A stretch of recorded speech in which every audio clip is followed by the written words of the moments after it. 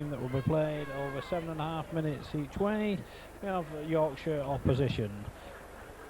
Leeds will be playing against Halifax, the side who finished second in the second division last season and runners-up in the second division Premiership will be their opponents.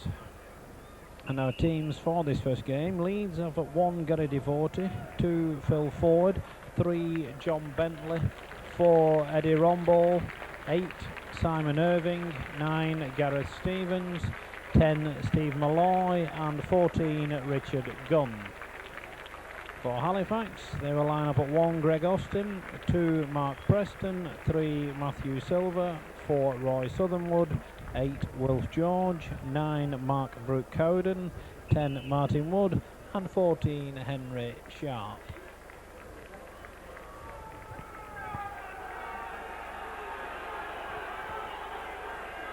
So the season is 3 weeks away today, but with the 7-a-side competitions to whet the appetite of supporters going on in the early part of August.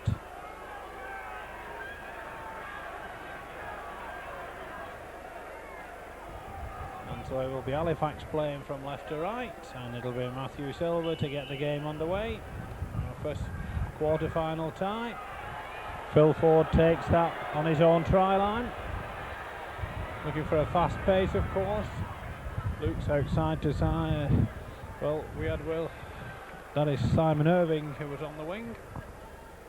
And now it's Phil Ford attacked in half-back. Gary Devorty, accustomed in the number 1 position. Kick comes in from Bentley. That one finds touch just inside the Halifax half. So we'll have our first scrum of the game. Head and ball to Halifax. Southernwood to feed. Halifax come up with possession. Brooke Cowden behind the play the ball. Brings in Wood onto Silver. Silver looked for the reverse pass, but it didn't come. Wood there. Good line out here. The ball finds its way to George. Gets the ball inside, but it's lost, but recovered by Halifax's Brooke Cowden. Mark Preston behind the play of the ball. Ball is knocked on in the tattle. Of course, the new rule this season says you cannot pinch the ball under any circumstances in the tattle. So referee's big decision will be where a ball is lost and knocked on. This time Rombo feeds the scrum, and now it's out with Ford. Ford brings in Bentley. Bentley looking to use his pace. He's got great pace. Outside him is Richard Gunn playing on the far side, and now a good line out here finds its way to Devorty. Devorty had a man outside. He finds him this time. It's Irving. Irving steps back inside. Devorty now. Is Devorty going to find his way over? No, he's just upended by Southernwood. Last tattle indicates the referee. The ball goes right now to Rombo. It's on to Ford. Ford with a little kick ahead. Well taken though by John Bentley. And Bentley gets over for the first try of the afternoon. It comes after 2.5 minutes play, and Leeds get the first points of the competition. They lead Halifax by 4 points to 0.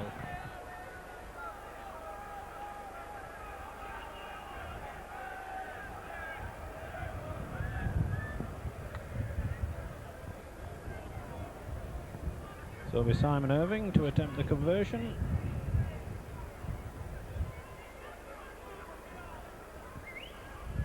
Winners of this tie will meet winners of the second quarter-final this afternoon, which is an all-Lancashire clash between Oldham and St Helens.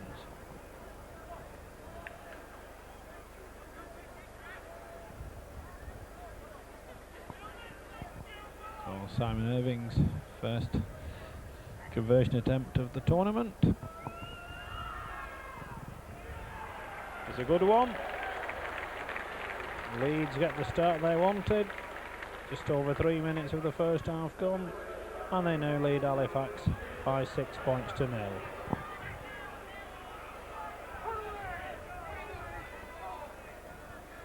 So Halifax now Kick ahead comes in from Southernwood. That'll be a chase. The speed merchant, Mark Preston, is the man chasing it. He's beaten to the ball by Phil Ford, who just kicks it dead over his own try line, forcing Leeds to drop out from behind their own posts.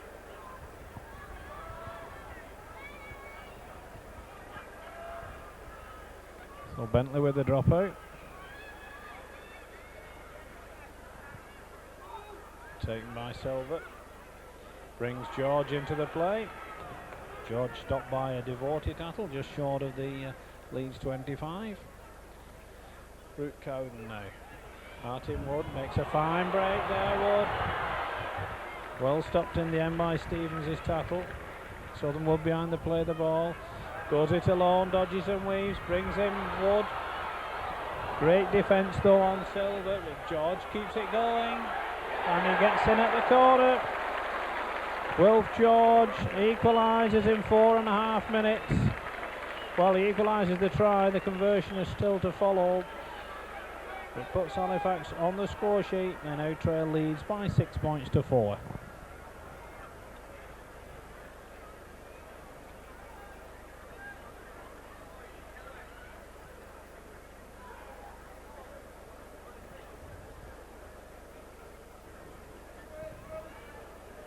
So it will be Matthew De Silva. Matthew Silva with the difficult conversion attempt. Just 5 yards from this near touchline.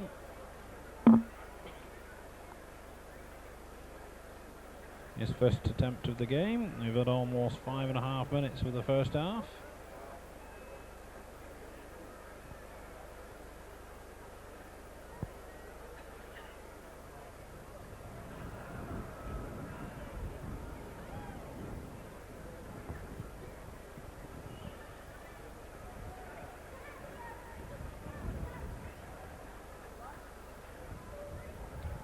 So Silver lines the conversion attempt up.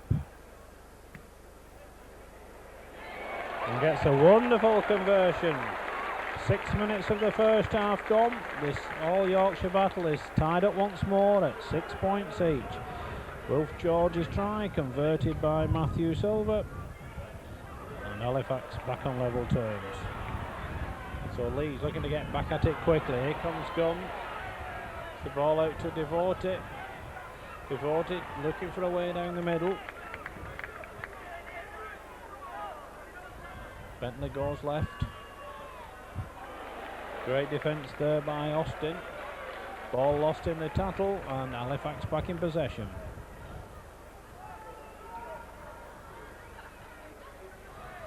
Rick Cowden gets it out to Martin Wood.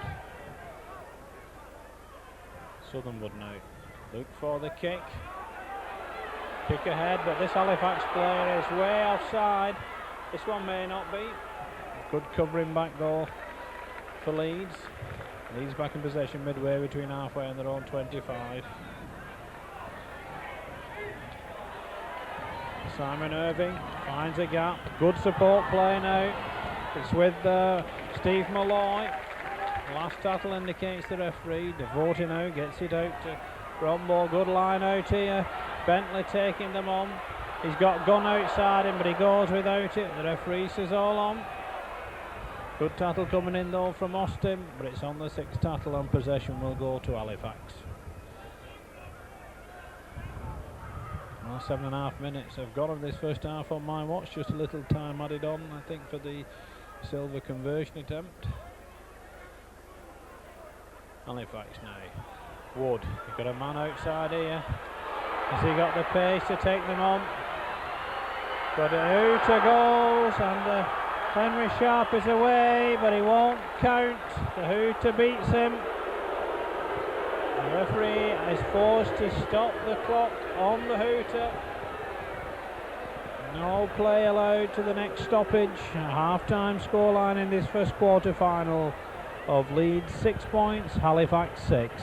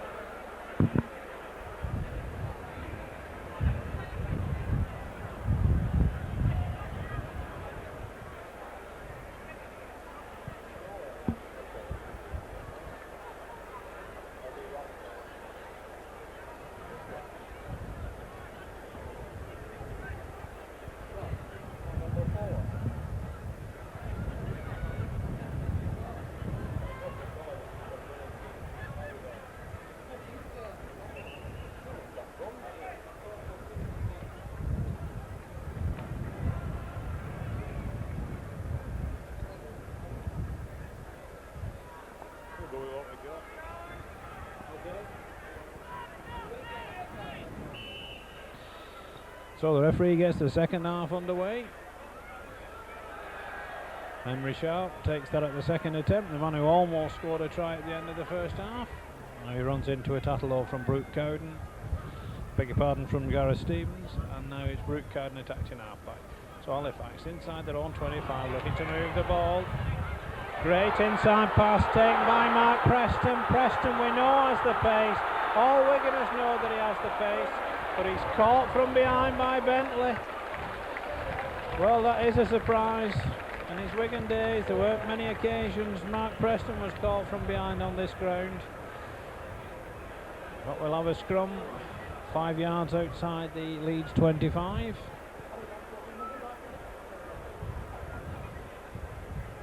So Leeds come up with possession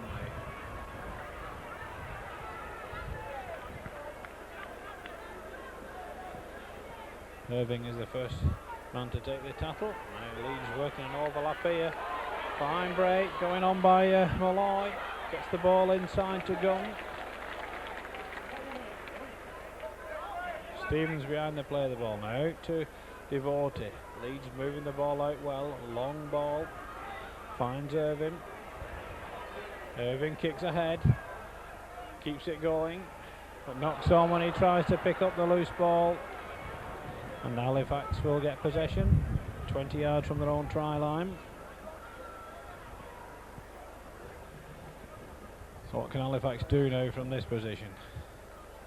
6 points each at the moment. Almost 2 minutes of this second period gone. Halifax in possession with Martin Wood. Oh, and a fine break there. Lovely ball from Wood. The chase is on. Greg Austin is going to outstrip the defence. And Halifax go in front for the first time in the game. 2 minutes into the second half. Try scorer is Greg Austin. And that should give Matthew Silver the easiest of conversions from in front of those Leeds posts.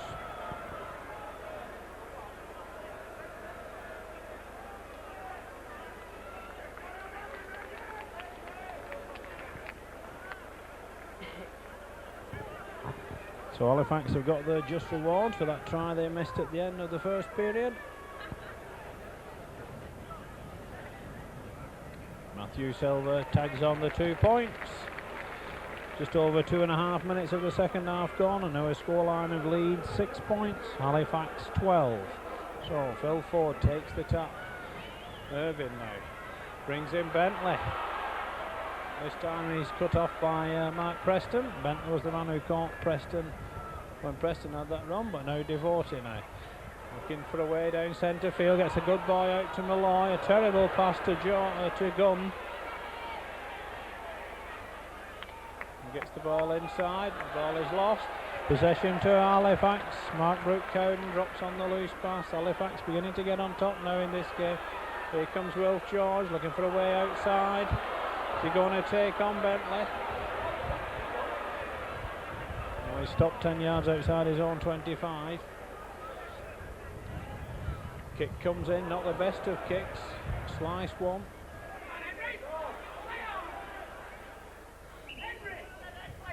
Sharp lets the ball go out of play and we'll scrum it down 10 yards short of the Halifax 25.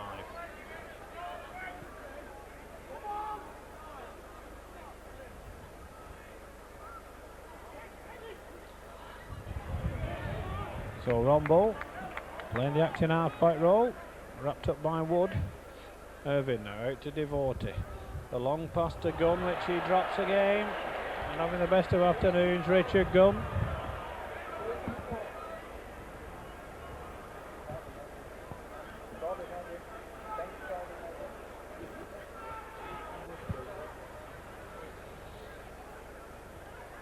So it's Sharp now to feed the scrum.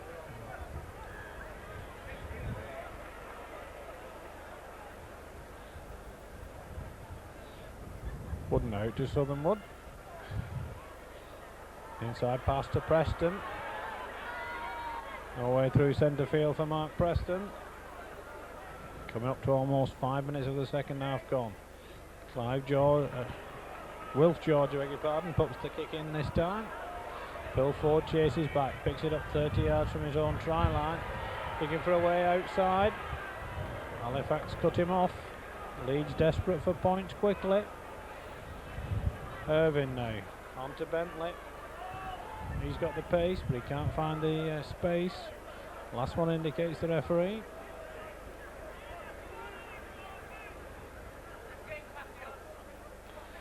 So what can Leeds do from this position?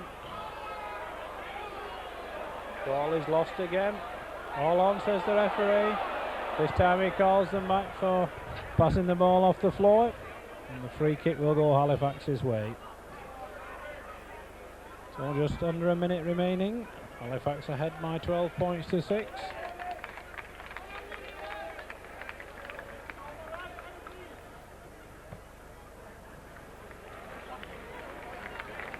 Fine kick indeed from Greg Austin. So Southernwood will tap 5 yards short of his opponent's 25. The tackle comes in though from Malloy. Well, Halifax could wrap it up with another try from this situation. Silver now, out to Austin.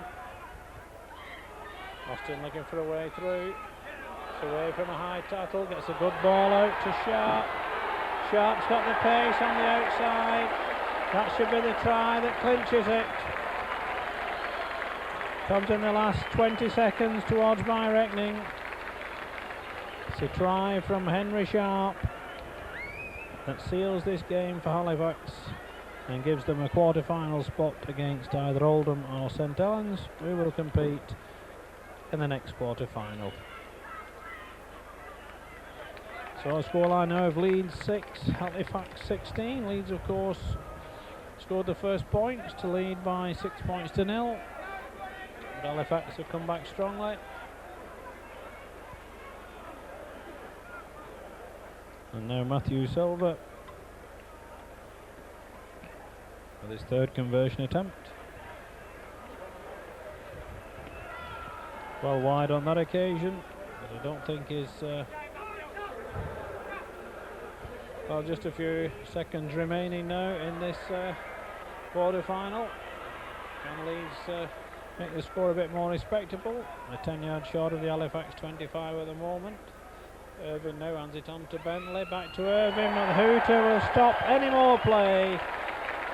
The opening match in this 1991 Wigan 7-a-sides competition has resulted in a victory for Halifax over their Yorkshire opponents. Leeds by 16 points to 6.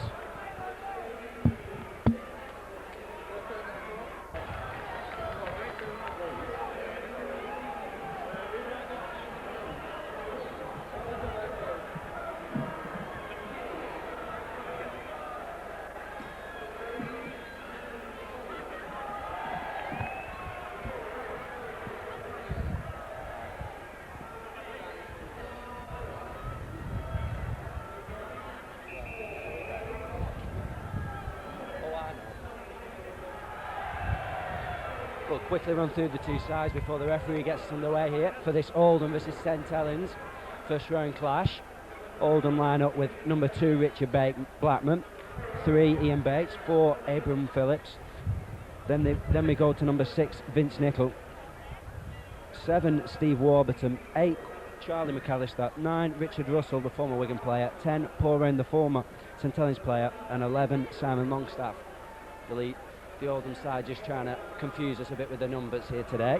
As St Helens, they line up with at full-back Paul Bishop, 2 Brian Kibbe, 3 Anthony Sullivan, 4 Jonathan Griffiths, 8 John Harrison, 9 Paul Groves, 10 Sonny Nichol and 14 Paul Lockley.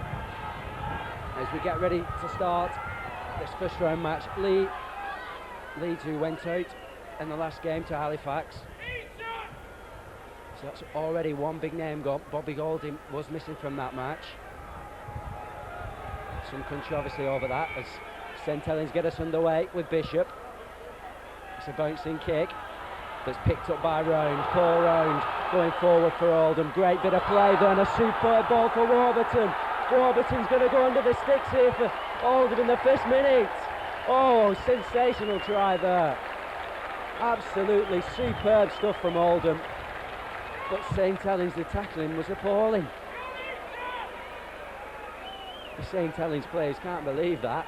And they're still a bit shell-shocked from it. The kick-off from Bishop wasn't a good one. It fell to Round, who just cantered down the field, and then with Steve Warburton his support, laid it off.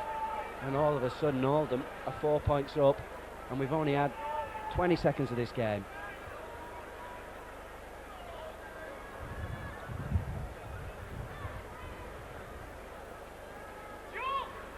Charlie McAllister will have the chance here to have the 2 points. And he puts it through. Successful kick.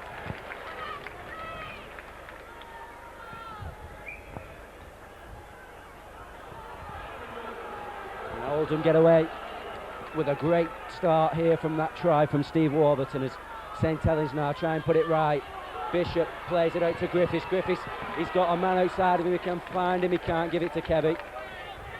And he's tackled just a few yards short. Second tackle, Kebby going forward on his own, gives it to Bishop. Bishop, who seems to be at the centre of everything at the moment for St Helens. And then Groves kicks it forward. There's a big gap there for Oldham, and he's going to have to kick that one out. No, he won't. He'll decide to take it on. Will number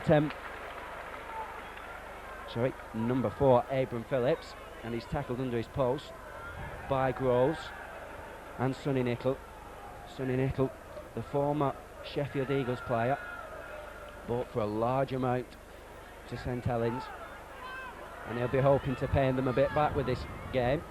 As Griffiths goes through, he'll look to get a bit of a knock then. And Oldham taking no chances, kick it out. Richard Russell making sure the ball wasn't going to find Griffiths then.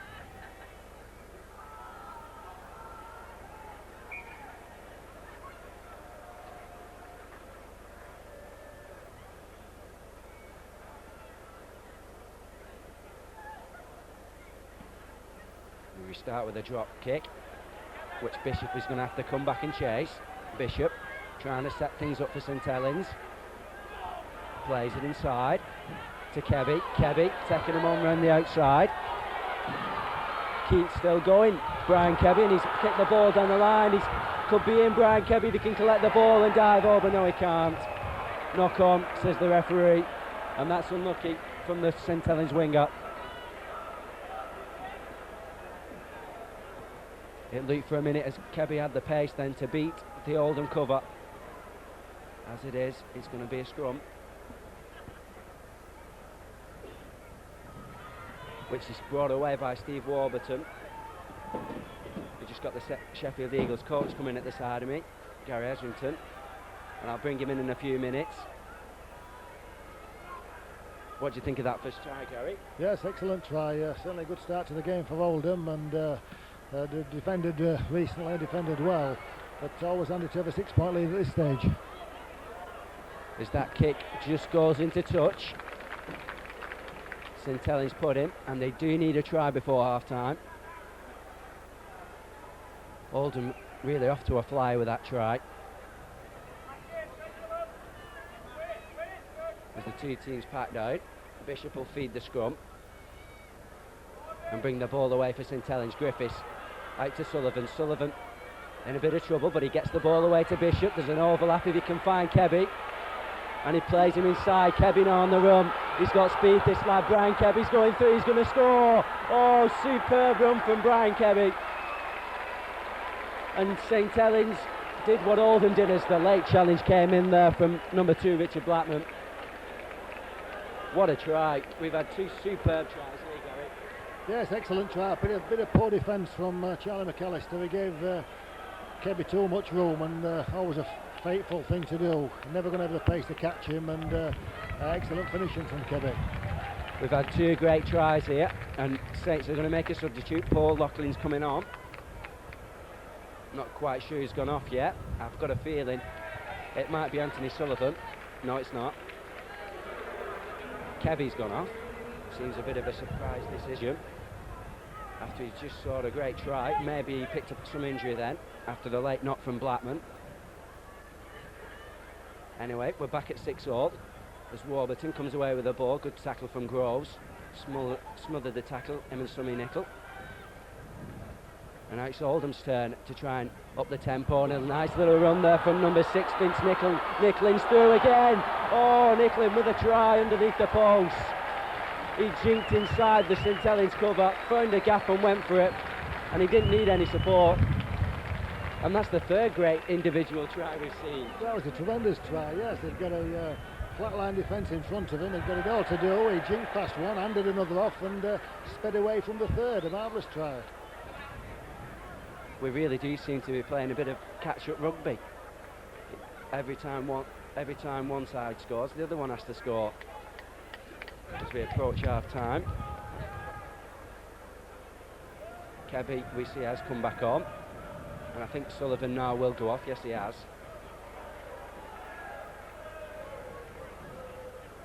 As the kick is... he's just got it. He was quite lucky with that one, McAllister, then. But he puts Oldham back in front, 12-6. And McAllister is now coming off. And the substitute number 11, Simon Longstaff, is coming on as Bishop plays the kick down the line. That's a great kick from Bishop. Unfortunately, he didn't get into touch, and Blackman will bring it away for Oldham again. Blackman, good tackle from Bishop. Oldham's again starting to play the ball around and slipping it in the tackle as well. They've got an overlap here if they can use it. Warburton's going through. He's got the speed here, Simon Warburton. Oh, he'd seen the bad pass then. He didn't need to pass it, Steve Warburton. He had room then to go it alone and wait for number 10, Paul Round, to catch him up.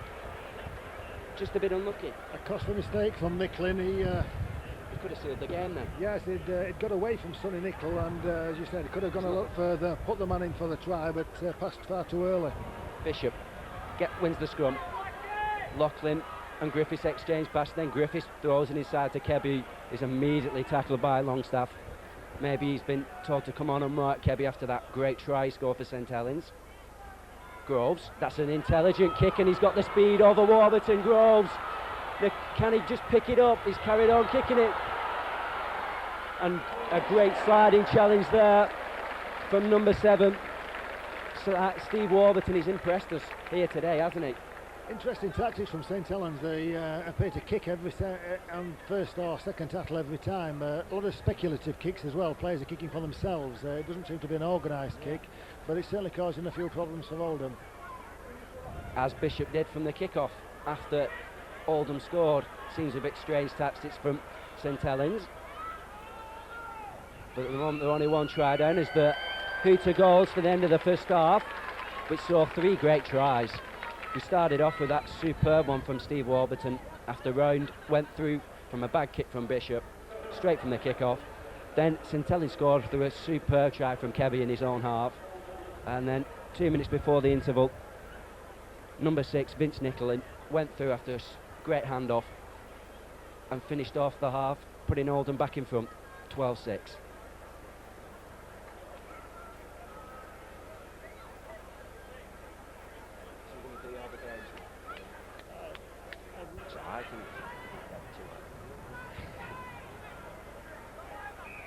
Oldham will kick off this second half with a 6-point advantage as Loughlin picks the ball up. St Helens, Great Britain back, and he's immediately tackled there from the Oldham number 6, Vince Nicklin. Now it's Sonny Nichol's turn to go forward, and he's tackled by Oldham. Oldham with a few new faces here today, but they're proving their worth, and they've got the 6-point advantage as Bishop goes for this kick, and it's a good one again from Bishop. Like we've said, he's done a lot of kicks in this game. Yeah, but he's kicking possession away there. It was the last tackle they needed to kick, but I thought probably a more adventurous kick would be put Oldham under more pressure. They should win the scrum, and of course always a good chance to attack from the scrum. As they do with Warburton. Warburton gives the ball to Nicklin again, and it takes 3 St Helens players to put him down. And now Oldham have got 6 tackles here in the St Helens half to try and increase the advantage. Griffiths cuts inside, good tackle again by Bishop, but he's lost him, and now Nicklin's going outside. Nicklin with Sonny Nickel kicks it inside, and Groves picks up the loose ball. St Helens with the ball again. Bishop, they've got an overlap if they can use it. Griffiths, he's got Kebby outside of him. Can he use Kebby's pace? Griffiths still going it alone. Oh, and the support needed to come inside from Kebby then. St Helens still with possession though. Bishop with a long pass there, but it finds Lachlan and Nichol just seem to go the wrong way, and Nicholin's come over and done a great tackle there just below us. Lachlan throws it back to Bishop, who again kicks forward. That's an intelligent kick because he's got Longstaff in a bit of trouble here.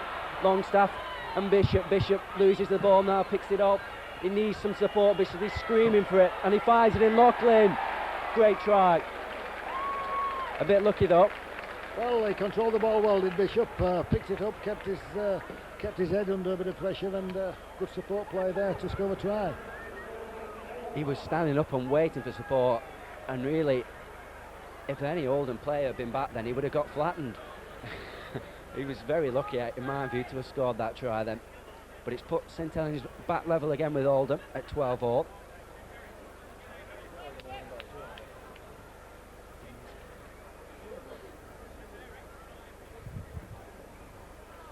We're not quite sure whether it is 12-all or there's been a missed kick.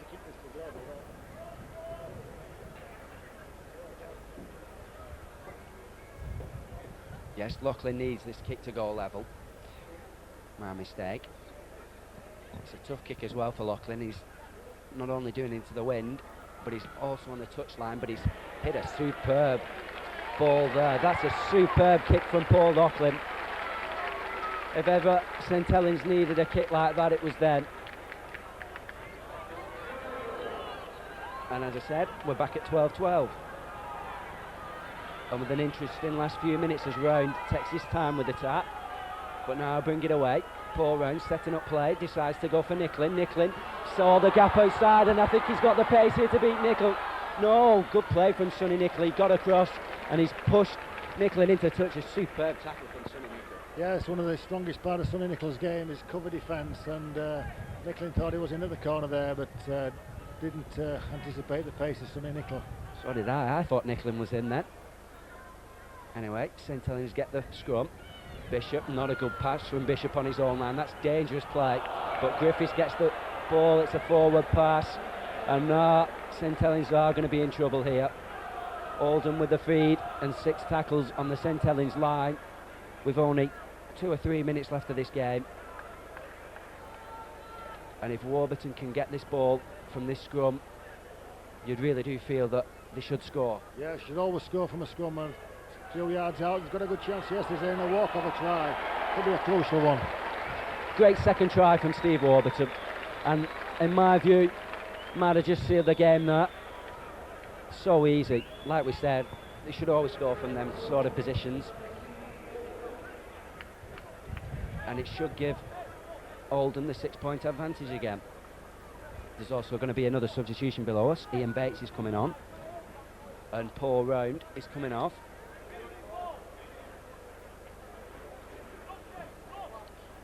Just chance here to ask you, who do you think are going to be the teams in the final today then? Who do you think have got a good chance? Well, everybody's a good chance when you look through the lineups, the star-studded lineup from all the teams really. Of course, Wigan will be certainly fancying the chances. What about your own side? Yeah, well, we've done well. We came here 2 years ago and won the competition. We're lucky to lose to Wigan in the semi-final last season. We've a bit of a depleted team today, but nevertheless, sevens, it's a very much an unknown quantity. Here St Helens now got a couple of minutes to pull it back. They need to score a try quickly and then make a real grandstand finish. Nichol going forward, doing just that, but Oldham's tackling has been strong all day, or all this match. As Groves, he saw the gap, then Groves, and he's going for it, needs support again. St Helens just seem to be lacking. They seem to have too many players wide out, but it might work for them here. Griffiths, forward pass, surely that was a forward pass. No, says the referee, and Kebby, I'll score. Yes, Brian Kebby's going to score. Oh, didn't look a forward pass. No doubt about it, certainly a forward pass there, yes. But it certainly set up a grandstand finish. Now he needs to kick the goal to level the scores, and then anybody's game is into the last minute. We'll go into extra time, and it'll be the first score in extra time will win the match, which can either come from a drop goal or a try. But yes, but it'll all depend on Laughlin's kick. He hit a beauty from the wing a few minutes ago. This is his right side, one would think. A right-footed kicker swinging it in. Will favour this position. He's under a bit of pressure. Certainly a tense moment for all the St Helens players and fans. What about your views on the last game? Leeds went out to Halifax. Maybe a bit of a surprise, a shock. I don't know. Halifax have got it. There it is. There's the kick, and now we're into the last minute, and certainly Oldham in possession. We've got to fancy them to with the strike scores if there's going to be one. Nickling going through again. Oh, it's Warburton with Nicola. Oh, great tackle again. But there's going to be a try. Or he's looking round, and the referee's going to give it. Abram Phillips has scored. The referee won't rule it out. The pass wasn't forward. Again, another surprise decision, but it's come off for Oldham, and immediately after St Helens draw level, they've gone behind again. Yeah, dramatic finish. Yeah, we thought we were going to be in for extra time. Once again, Sonny Nicola covered the cross, looked to have his man wrapped up, but allowed him to pass inside. Bit of debate as to whether the ball went forward or not. Certainly were bobbling about. Credit to the Oldham player, picked it up and ran over unopposed. Certainly give Oldham the match. Well, at least you could say it's justice has been done after that last try, which certainly looked forward from the pass for St Helens. As the kick goes over and the 6-point lead. We're into the last minute now. As St Helens come forward again with number 8, Charlie McAllister. McAllister tackled again. Nicola will go to acting half. He's got Bishop, Groves, Griffiths all outside of him if they can find them. Groves decides to cut back inside where he's got no support, and he's lost the ball. It's a knock on, and Oldham now should win this scrum and just keep hold of the ball, do nothing silly for the next 6 tackles, and the game is theirs.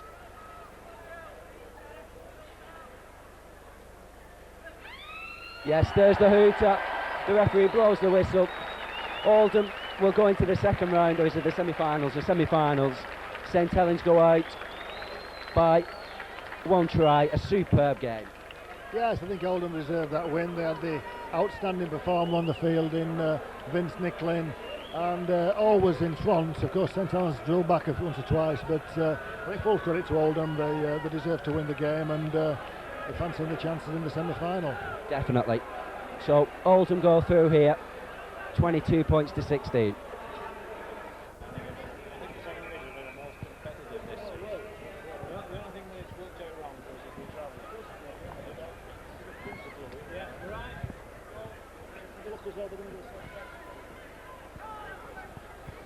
Right, this is Derry Disley welcoming back to the third quarter-final. Once again, it's an all-Yorkshire clash between 2nd Division Hunslet and 1st Division Wakefield. Hunslet line up at 1, Brian Waits, 2, Jed Coates, 3, David Brooke, 4, Graham King, 8, Billy Bowden, 9, Mick Coyle, 10, Mark Cook, 11, 14, Sean Wilson. Wakefield's side is at 1, Gary Spencer, 2, David Jones, 3, Chris Perry, 4, Andy Mason, 8, Gary Price, 9, Craig McAlaton, 10, Ian Jowett, and 14, another. So it's Wakefield in possession inside their own 25. First kick of the game, forcing Hunslet to turn and chase. Jed Coates is the man in pursuit, taking his time, picks the ball, and it's well wrapped up by David Jones, who forces him out of play. Bad play from the Hunslet winger on that occasion. I'll go first scrum of the match.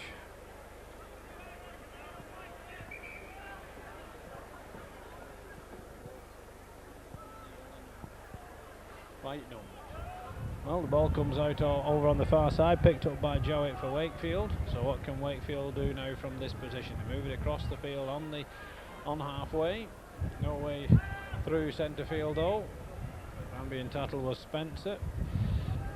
Price puts the kick in this time, being chased by paceman Andy Mason, who tries to push King off the ball, spotted by referee Whitfield. And Hunslet will get the penalty. So what will Graham King do? Oh, he's electing to gain some yardage. David Brooke puts the kick into touch, 8 yards short of halfway. Gary Etherington with me. Gary, you've got interest in this, of course, so you're in the next quarter-final with Wigan. Well, of course, one hurdle at a time, I think. Yeah, certainly a lively start by both teams. Well, it's Hunslet in possession on halfway. Ball moved out to Colts. Long ball finds Bolden. He puts the kick through for Waits to chase. But the ball beats both Waits and Mason. Finds touch. 6-7 yards short of that Wakefield try line. So we still wait our first point of this third quarter final. It'll be Chris Perry to feed, and he gets possession back for Wakefield. Finds a way around the outside. Forced back inside. Good cover there from King. But Wakefield moving it out now. Good pass from Spencer to Mason. A great tattle there from Coyle. So Wakefield got an overlap now on this side. Man spur. The man spur is Perry. He slips inside, gets a good ball away though to McAlatten. He gets it out to Spencer. Throws it away in the tattle. Picked up by Perry, who gets the kick in. The chase is going to be won by McAlatten. He kicks it and gets the touchdown. The opening try of this third game comes after 3 minutes. Scored by Craig McAlatten and puts Wakefield ahead by 4 points to 0. Good sevens play on that occasion, Gary. Good support. Yes, Wakefield kept the ball alive. They appeared to be tackled on 3 occasions, but managed to squeeze the pass out. And of course, well-judged kick ahead and chase and game's first try. So it'll be Chris Perry to attempt the conversion.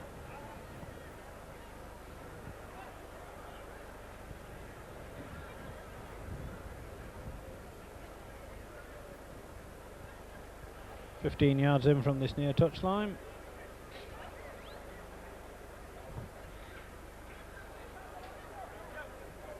His first attempt of the game is wide. But it's Wakefield who have the advantage. They lead Hunslet by 4 points to 0. So Hunslet with the tap from halfway. There goes Bolden on the charge. Tries to scatter them, gets the ball out to Colts. He's forced to kick ahead though. Spencer picks up the pieces for Wakefield, gets the ball out to Mason. Mason looking for a man inside him, tries to use his pace outside. Good defence in the end by Waits.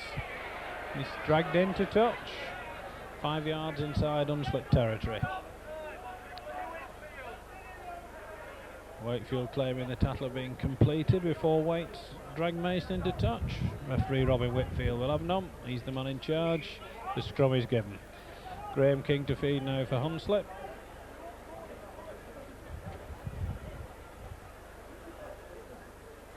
Possession to the second division side, not the best of scrums.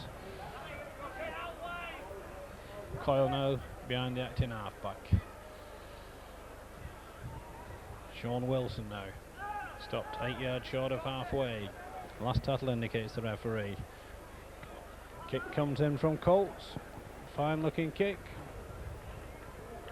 Ball bounces unkindly for him. In fact, it's not even gone dead.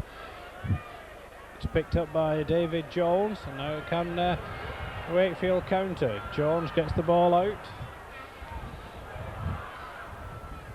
The another. Who's finally stopped in centre field by Bolden's tattle.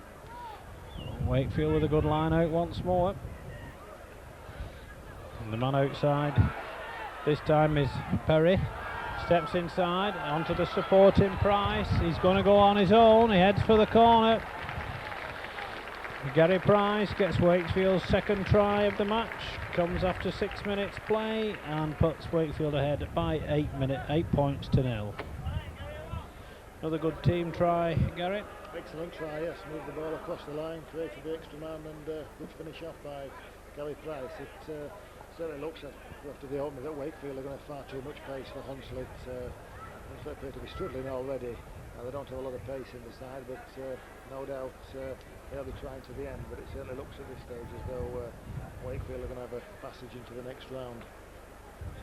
Where they will meet the winners of the final first round game between Sheffield Eagles and Wigan. So Chris Perry with the conversion attempt, just 11 yards in from this near touchline. First semi-final, of course, will be between Halifax and Oldham.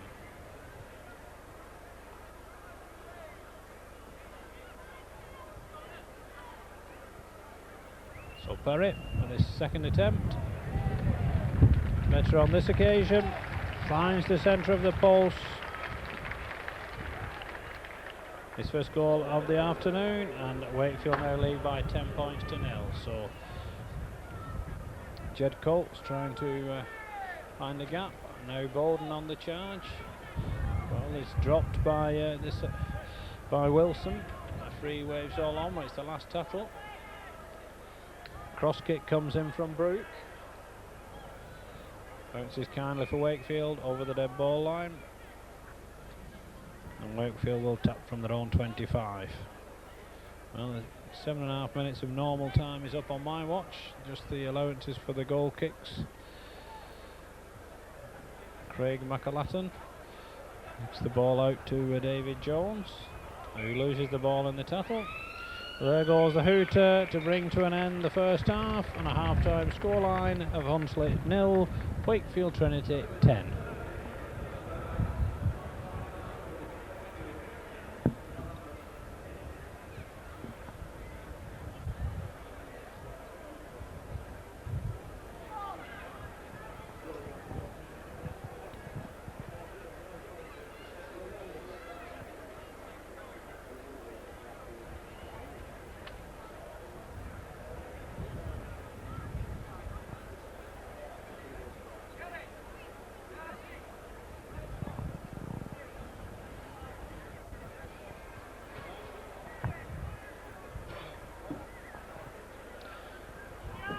A reminder that this is the third quarter final. Hunslet 0, Wakefield 10 was the half-time score. Hunslet get possession from the kick-off with Brian Waits. Takes the tackle on the 25, and Hunslet really need points to get back in this game as quickly as possible. Good defence there though from Jowett and Jones. Last tackle indicates the referee. Kick comes in from Wilson, that'll be all on. Bounces kindly though for Andy Mason. He's stopped by Cook and Wilson, but Wakefield back in possession with Jones. Jones finds the gap and has the pace, as Gary Etherington pointed out in the first half. To be a bit of a stroll for Wakefield in this game.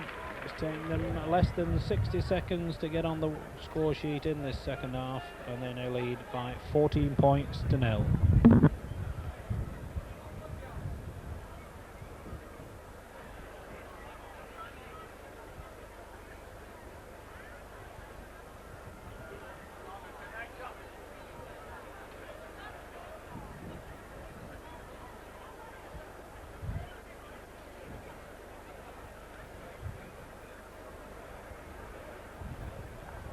Hunslet, of course, will be one of the sides that form the new third division this season.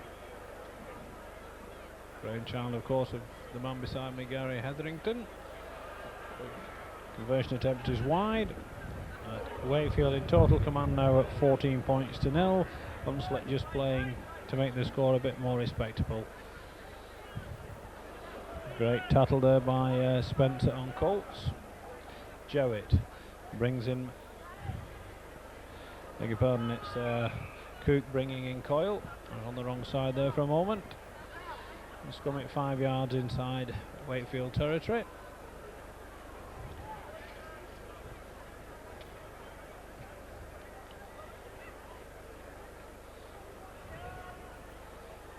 In fact, a good ball for Chris Perry to win there for Wakefield. So what can Wakefield do again? Can they use their pace to good effect? It's better tackling from Hunslet. Last tackle indicates the referee. Gary Price now. Tries to use Jones's pace once more, and David Jones is away again. And David Jones gets his second try of this second half inside a 2-minute spell.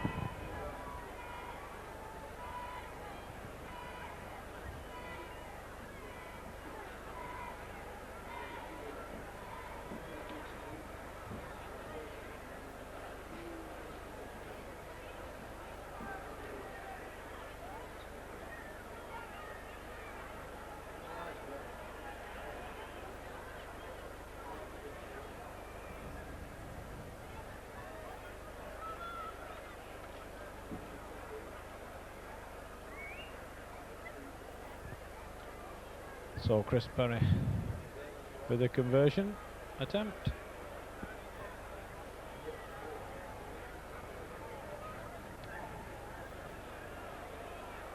It's wide once more. But that takes Wakefield to an 18 points to nil lead. Like you said in the first half, Gary, the pace too much for this Hunslet side. Yes, it's a good question now as to whether they can a consolation try before the end, but certainly Wakefield well in charge. So it's Mick Coyle tattled in possession there for Hunslet. Last tattle indicates referee Robin Whitfield. Kick ahead comes in from Brooke. Chases on. Falls kindly, but Brooke can't take it. Recovered by McAlatten for Wakefield. So Wakefield were looking to run in more points, expecting to score now every time they have possession. Got a good overlap here. Good cover tattle there coming in from Coyle. Stop that one. The last tattle. Kick down centre field. Wakefield don't bother chasing this one. Brian Waits all on his own for Hunslet. Takes it just outside his own 25. Tries to outrun Chris Perry. He's tattle 5 yards short of halfway. So King now moves the ball left to Brooke. Brooke hands it on to Cook. Last one indicates the referee. Hunslet on halfway. King to Colts. Goes with a kick ahead. All on, says the referee. Wakefield just settle for possession. 2.5 minutes of this game remaining. Game as a contest is over. Here comes another try list for Wakefield. Mason now behind the acting half-back. Kick comes in from Price again. Towering kick. But again, Wakefield don't bother to chase it. Poor Brian Waits has to chase back to his own try line, all on his own. He's now faced with a 3-man Wakefield wall. Makes 15 yards before he's stopped. Can Hunslet get something before this game finishes? Jed Colts trying to find a way through, and they're still inside their own 25, and it's on the last tattle. Different kick this time, and a second kick ahead. Good chase there by Billy Bolden. Took play almost up to halfway, but conceded possession to Wakefield. Perry now for Wakefield. He's got McAlatten on the outside. And the hooker has the pace to get Wakefield's 5th try of the afternoon. It's Craig McAlatten's 2nd one. And really, Wakefield in total command now, 22 points to nil, with the conversion to follow.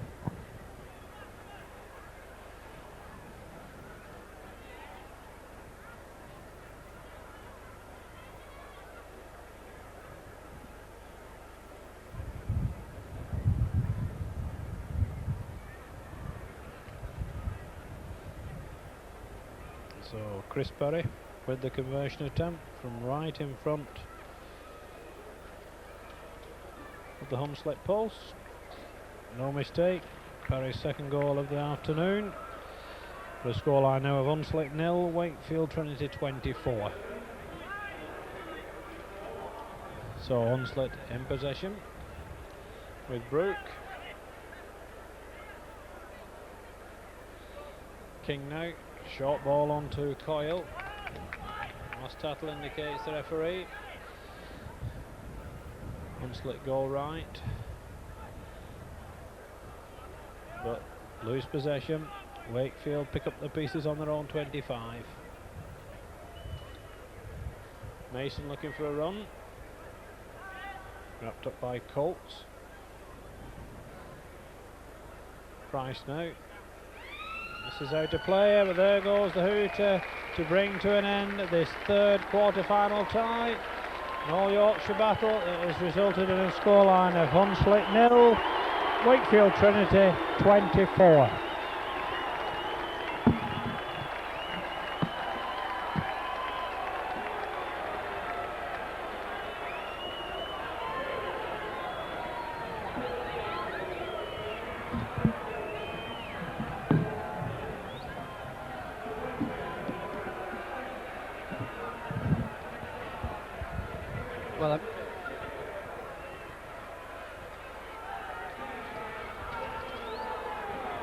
Well, it is the game of the first round in my view. Sheffield Eagles versus Wigan. It's what the crowd have been waiting for. We'll just run through the two sides before we start, and then we'll have a word with Gary Adrington, the Sheffield Eagles coach.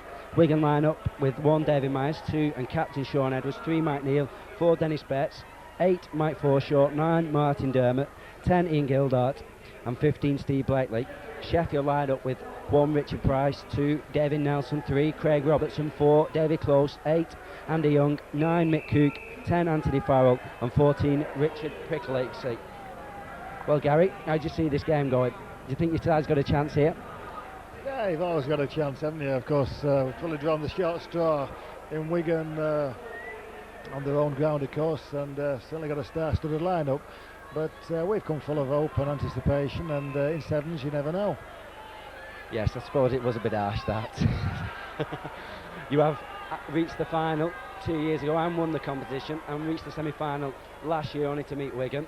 And it, like you said, it was a bit rough to meet Wigan in the first round. Sheffield normally do have a good 7-a-side side.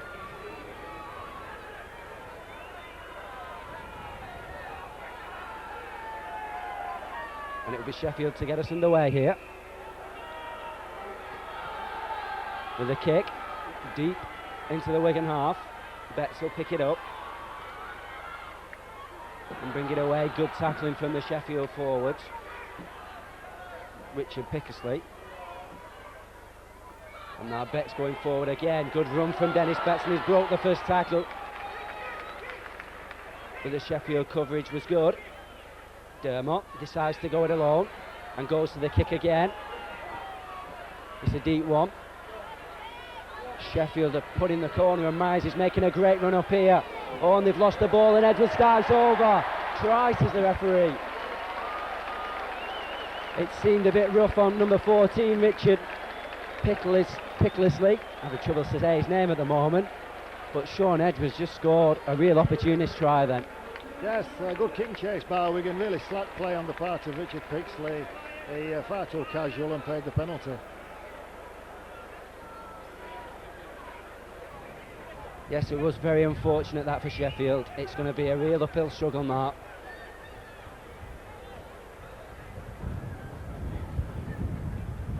As we get ready for the kick by Edwards. And it's not a good one at all. So the score will only be 4-0. And Sheffield will have the tap to restart.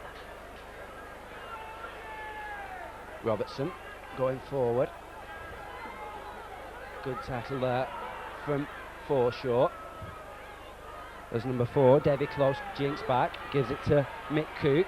Cook again tackled, this time by Betts. Getting ready for the kick, Close with it. It's a good kick there from Close. It's put Edwards under pressure here. And he just takes the tackle. And Wigan now try and drive the ball away with Myers. Myers runs straight into the Sheffield forwards. And he's brought down. Second tackle, Edwards decides to go for the kick very early in the tackle count. And he's put Sheffield now in a good position. Young coming away with the ball, tries to take on Betts, and Betts tackles him, but he's slipped the ball away there to Price. Price out to the wingman Robertson. Robertson going down the touchline, but the wing cover was there. Still, it's Sheffield putting the pressure on.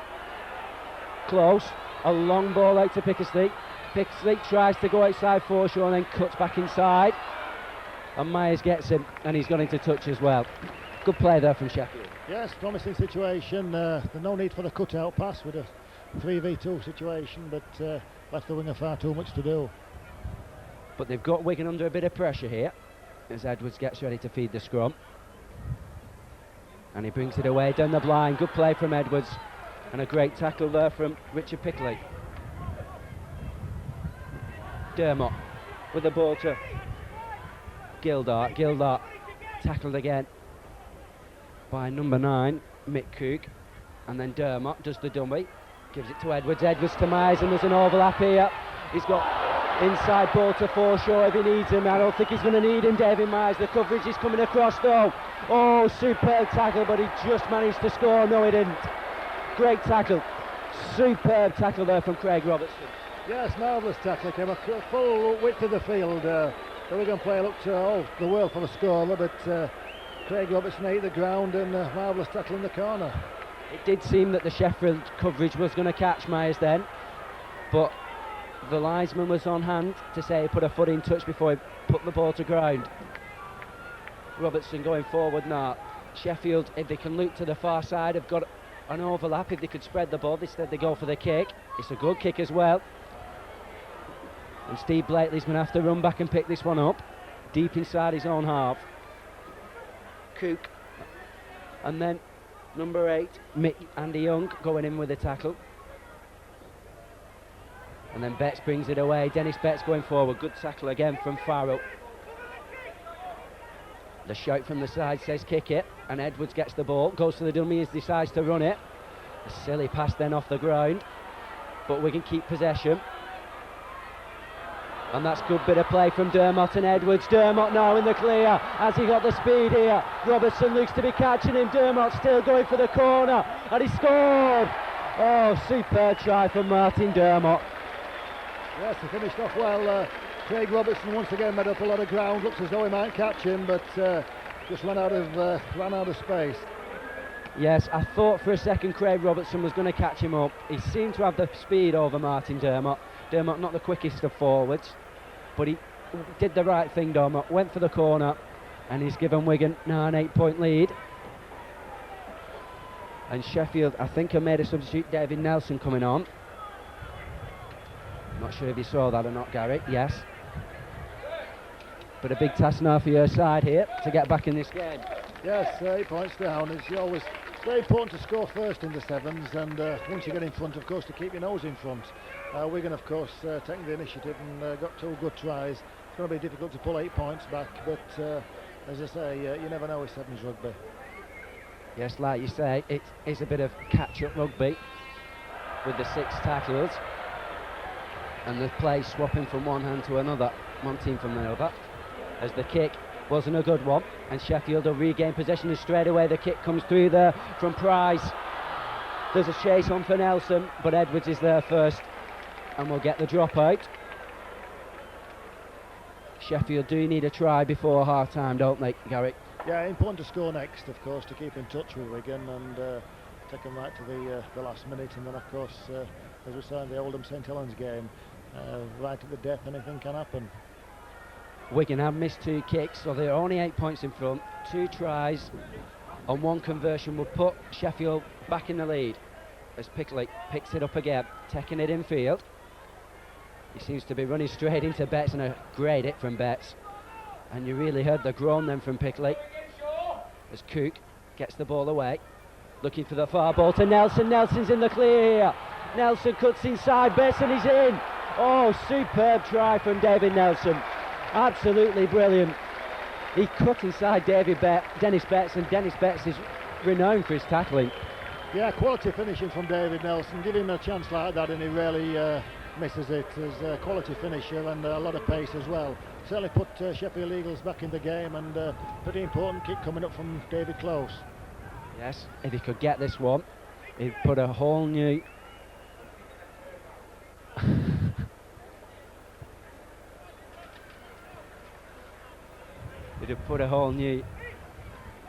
idea on the game. Sheffield will be right back in it. David Close. There's a pressure kick, but it should be well in his range. Yes, and he's put it through. Good kick from Close. And the score now, Wigan 8, Sheffield 6 as the hooter goes for half-time. And we've set up here for a really big second half. I think the team that scores the next try really is going to be in the driving seat. Well, as I said, it's important always to score first and to get in front of this game. 2 points in it at half-time. We're set up for an interesting 7 minutes. It's Sheffield Eagles are going to be in possession from the kick-off, so certainly we need to be looking to score within the 3 tackles. Edwards with the kick. It's a deep one and it's put it in the corner, but a good take there from Farrell. Farrell bringing the ball away. Foreshaw's in there. So's Gildart. And then Sheffield look to move the ball. They missed out the man, and then there's the overlap close. Out there to the far side. I think it's Craig Robertson. Robertson going down the line, releases the ball inside to Price. Price still going forward. Good play from Sheffield. Superb bit of rugby. They've spread the ball, and here's a chance now for number 10, Anthony Farrell. Farrell plays it inside to Nelson, still going. And he slid the ball as well. Is it gone forward? No, says the referee. Oh, so unlucky for Sheffield. Interesting decision from the referee. He waved play on and then a sign of the crowd reaction, give a knock on. But certainly probably the best bit of play we've seen all afternoon, and unlucky not to score a try on that occasion. Superb bit of open rugby then. Sheffield must have gone through 9 or 10 hands, and they really opened Wigan up then. And they've proved here that they are not just in to give Wigan an easy ride as Edwards comes away with the ball. Betts going forward now, great challenge, and Betts has lost the ball. Superb tackle there. A big hit from Andy Young. And it's Sheffield with the ball again, and they're going forward. Farrell, the man who caused the dangers in the last set of 6, just losing the ball. Bit unfortunate then. Yeah, tried to force the pass, and of course pretty vital, because on the first tackle given Wigan possession, and a pretty good opportunity for Wigan to mount an attack. But as we build before this game, the best of the first round, and it's living up to it as Dermot goes forward. Good tackling again from Sheffield. They've certainly not given Wigan an inch. Edwards trying to go it alone, and he has done, and he's through. Nelson's chasing him. Edwards cuts to the corner, and he scored. Sean Edwards makes it Wigan 12, Sheffield 6. There's still only 6 points in it though. Yeah, it just shows you the importance of making a mistake. Sheffield lost possession on the first tackle, gave Wigan possession from the scrum, and a bit of class play from Sean Edwards nudges Wigan further in the lead. It's vital you keep hold of the ball in sevens rugby for 6 tackles. If you can keep hold of the ball for 6 tackles in sevens rugby, you're really going to get some points on the board. Well, you're doing well to keep it for 6, because it's only 3, remember, but yeah, what you say is right. It's important that you play all your possession, use the 3 tackles, and it's important that when you do kick, it is a tactical kick rather than a speculative one. Thanks for spotting my deliberate mistake then. As the kick's going to be taken by Steve Blakely. Big responsibility for the young lad. Edwards and Betts have both failed with the other 2 kicks from the tries. Blakely being handed the option, and he's done a lot better, but he's missed. Just drifted wide of the post. And Sheffield, if they could score and kick the goal, would be level, and we could put this game into extra time. As Price goes forward, he's got Robertson outside of him. Robertson's been tackled, but he releases the ball again to Price. Price passes it out. Sheffield making sure that they keep the ball alive with Cook. Cook now to Close. Close gives the ball to Farrell, to Young, and Young's tackled. Now Nelson, we saw his blistering pace in the first half, and he's opened them up again. Good little kick there from Mick Cook. Cook leaves it for Nelson, and Nelson scored. Sheffield are 2 points behind, and a great try there. Well, I can't imagine. The crowd reaction is amazing. Also many cheering for Sheffield Eagles. I didn't realise we'd brought this many, or perhaps it's just the St Helens and Leeds and Oldham supporters cheering for Sheffield. But yeah, certainly if this kick can go over now, even Stephen, with about 3 or 4 minutes to go, certainly put it up for a grandstand finish. Yes, if the Oldham St Helens game was good, this one's proving to be even better. As the kick goes over, like you said, if you notice when Wigan came out, there was a large amount of cheers, but there was also a large amount of boos, because there is a lot of spectators from the other clubs in this competition here today. Dermot gives the ball to Edwards. Good play from Wigan. Betts going forward. He's got the man there, but it's a bad pass. Still, it's alive. Edwards going down the line, and he collects the ball. The referee not singling back to one. So this is the second tackle. Blakely plays the ball inside to Gildart. Gildart's through, and he scored. Ian Gildart underneath the post, and it was so easy from the ball inside. Yeah, good inside ball, and Gildart split the defence, and pretty strong run to the post. a big gap then, a bit unfortunate. The defence just seemed to go asleep for a minute. Well, there's plenty of gaps in sevens. It's just a case of having the ability to spot them, and credit to Wigan, they certainly spotted that one. Wigan should go back with a 6-point advantage still. We've got a minute or so left for Sheffield to muster some resistance, as Betts looks to be coming off. Yes, he is. Number 3, Mike Neal's coming on, as Blakely puts the ball through the post to give Wigan the 6-point advantage again, 18-12. And now Cook gets the ball away again for Sheffield. Nelson being told to come inside, and he does so. He's got a chance here if he can give it to Close. Close going forward again. There is a lot of gaps there. Anthony Farrell. Farrell gives the ball, plays it to Cook. The chip again from Sheffield, but it wasn't a good one this time, and Dermot read it well, and he's bringing the ball away again for Wigan.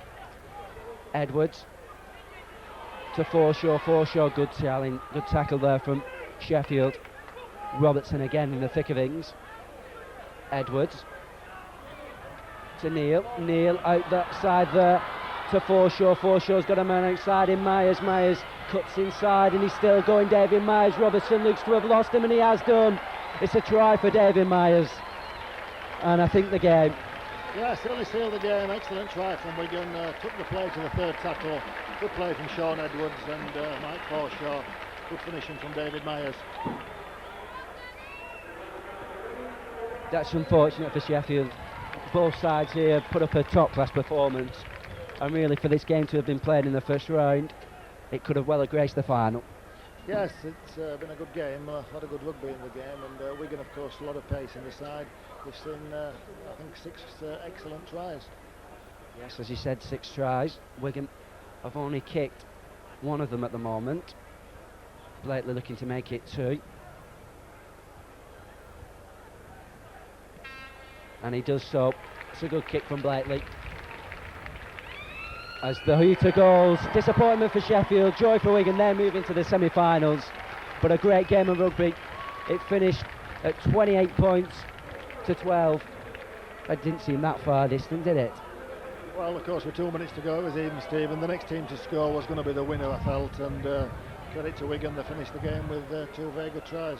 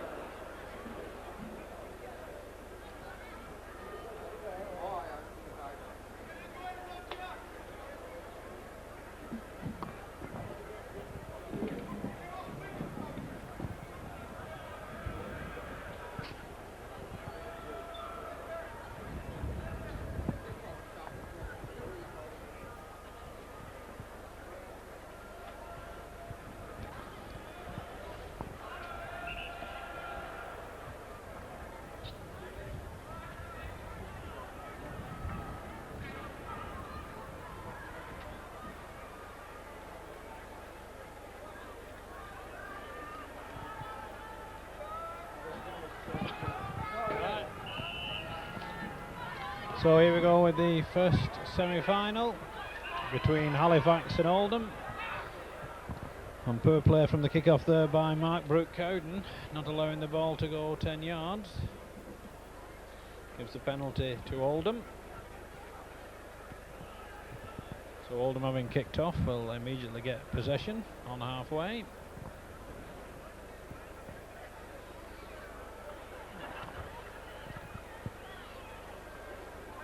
Simon Longstaff finding touch 10 yards short of the Halifax 25. So another Lancashire-Yorkshire battle this time.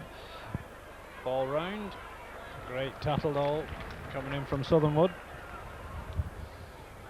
Oldham now. Good play from Warburton. A wild ball out to Blackman. Referee calls them back for a knock on.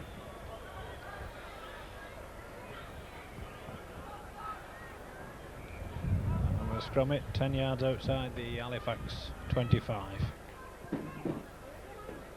So Halifax first round winners against Leeds, and Oldham of course defeated St Helens. But Halifax with their first real possession of the game. Greg Austin trying to find a way down centre field, cut off though by Phillips. Mark Preston kicks ahead and again, ball bouncing kindly for him. Bounces kindly for him again, and the former Wigan favourite Mark Preston opens the scoring in this first semi-final with a try under the post. Very fortuitous on that occasion, Gary. Well, I think you've got to give the credit to the player. What appeared to be a speculative kick, but he controlled it well. He lucky bounce at the end, but certainly excellent play by Mark Preston, and brought the Wigan fans to its feet. So with Matthew Silver to attempt the conversion from in front of the Oldham posts.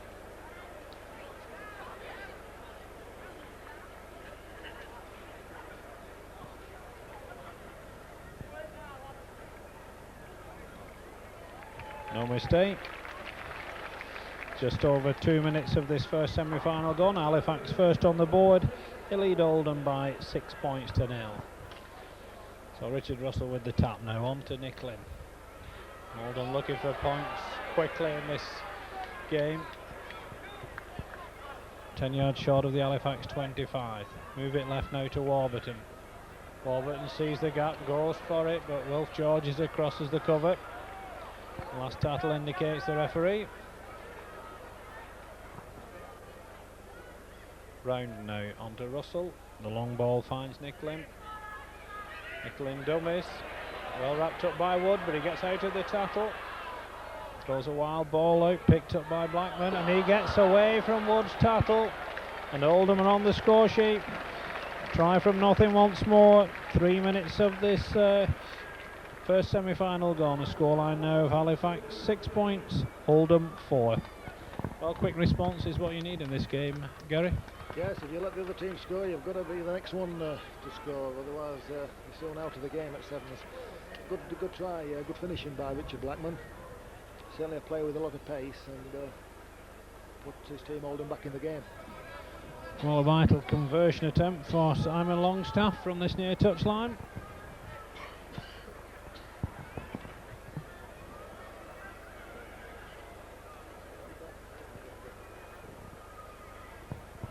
So Longstaff's conversion attempt is well wide, but Oldham back in this game now, trailing Halifax by 6 points to 4.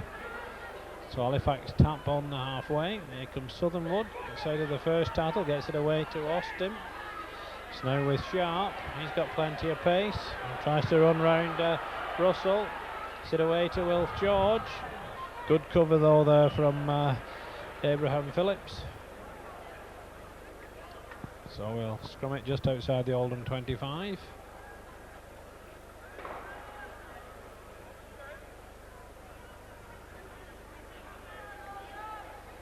Oldham win the scrum. Nicklin breaks clear. Has he got the pace?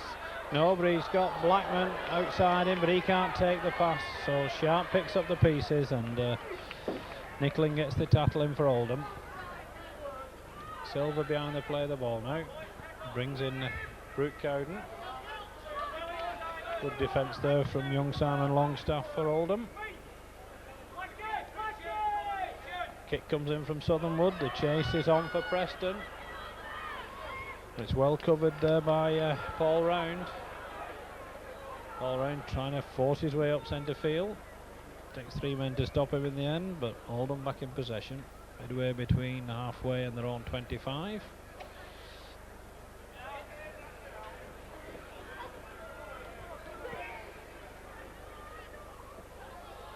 Warburton now looking for a way through. The kick comes in from Longstaff. The chase is on. Silver looks as though he's going to win it for Halifax. A good tackle coming in from Longstaff, keeping the Halifax side under pressure, right on their own try line. Henry Sharp, he can go the length of the field. He breaks clear. I don't think they'll catch him. It's a good chase on though. Great cover tackle from Vince Nicklin. Tremendous play from both sides there. Last tackle indicates the referee. Silver gets it out to Southernwood. Overlap here for Halifax. Kick comes in from Wilf George. The chase is on. Chased by Preston, who kicks it too far in the end, over the dead ball line. Chance gonna beg in there for Halifax. Got to take chances like that in this game, Gary. Yes, it looked as though Henry Sharp clear onto the line, but a marvellous cover tackle. Halifax spun the ball wide and good scoring chance, but the ball dead on the line at his mercy. So Simon Longstaff now on the reply for Oldham. Oldham wanted to keep the game going. Russell dodges and weaves. Gets the ball inside to Bates. On to Round, Paul Round. Gets the ball out to Blackman. Has he got the pace again? I think he should have. He's coasting. He's taunting Martin Wood there to make the tackle. But Richard Blackman's second try of this semi-final puts Oldham in the lead for the first time in the game. It comes on the 7-minute mark and makes the scoreline Halifax 6, Oldham 8.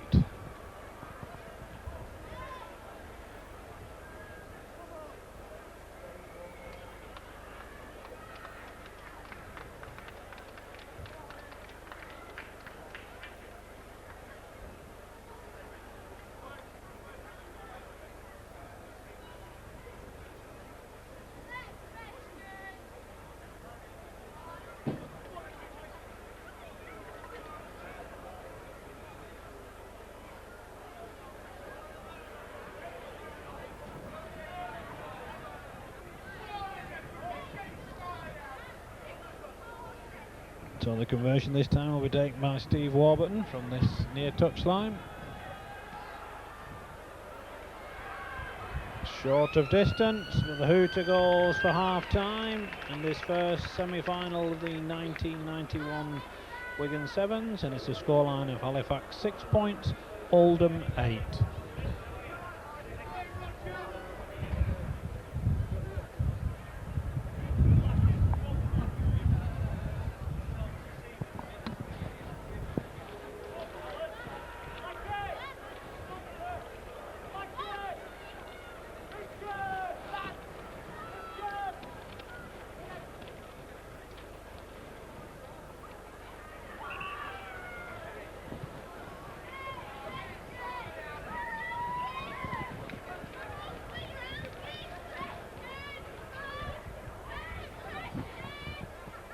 So we're starting the second half of this first semi-final. Halifax kick off and Oldham are in possession, leading of course by 8 points to 6. Ian Bates gets a good ball out to Vince Nicklin. Greg Austin is the tackler for Halifax. So what can Oldham do now? Moving the ball out well. Ball round, throws it inside, it finds its way to Bates. It's now with Warburton. It's out of one tackle. I don't think he's got the pace outside to beat Sharp, but he gets a good supporting pass in. A brilliant ball there to Bates. On to Longstaff, on to Abraham Phillips. Has he got the legs? Well, he hasn't. A great tackle coming in from Mark Preston. Last tackle indicates the referee. Paul Round forces his way over in the corner though. Gets Oldham's third try of this game inside the first minute of the second half. Oldham beginning to get on top a little now, Gary. Yeah, good opportunities by Paul Round. Of course, his weight, his strength, always going to take him over close to the line. It looked as though Abraham Phillips, the Great Britain under-19 player, has recently been on the tour to New Zealand, was going to be a scorer. Apart from that, excellent cover tackle by Mark Preston, but yes, it's looking as though Oldham got to be the favourites now, having established this lead. So Simon Longstaff back with the conversion attempt. Game from the touchline. And again the kick is wide, but Oldham with a 6-point advantage now. They lead Halifax by 12 points to 6. So Southernwood inside to Martin Wood. What have Halifax got to offer? They came from behind against Leeds in the first round. Henry Sharp, he's certainly got the pace. Great tackle from Bates again. Last one indicates our referee. Southernwood, will he put the kick in? He does. It's an easy one though for Bates to take. Not a good pass to Longstaff, but he does well to take it. Stopped by Wood on his own 25. So Oldham looking to establish a cushion. Referee calls them back for the forward pass. Richard Blackman looking to use his pace again on the outside. So a scrum at 5 yards outside the Oldham 25.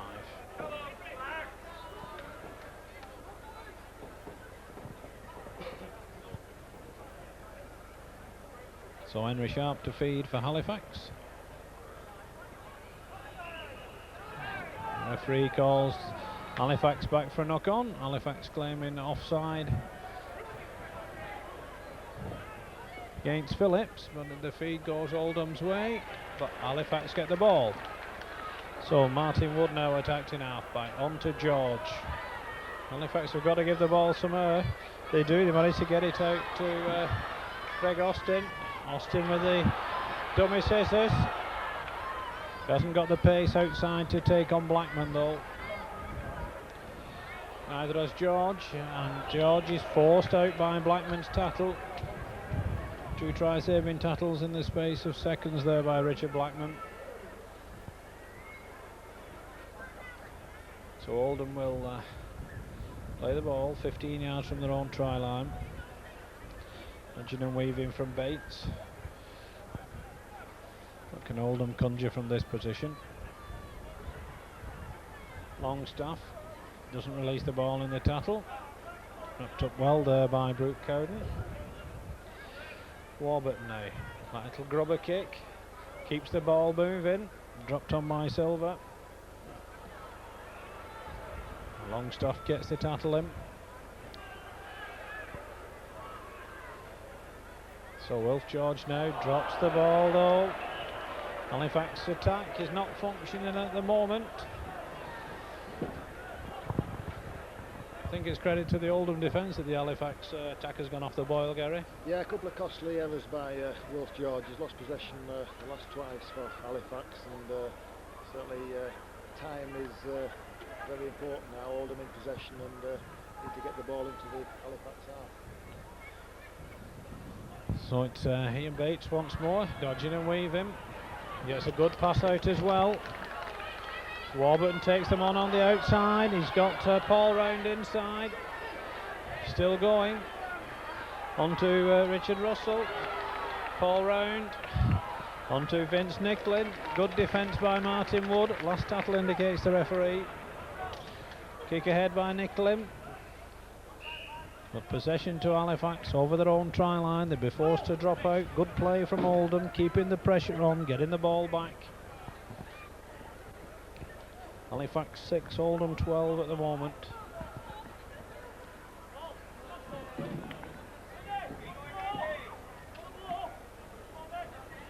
Not the best of dropouts taken by Steve Warburton, just outside the 25, puts in a kick. There's 2 Oldham players outside, and Phillips knocks on the line at his mercy. That could well have wrapped it up, Gary. Yeah, good opportunity there for Oldham. I'm sure Peter Tunks, the Oldham coach, will be pulling his hair out at that, kicking possession away on the first tackle, and of course giving Halifax a chance now.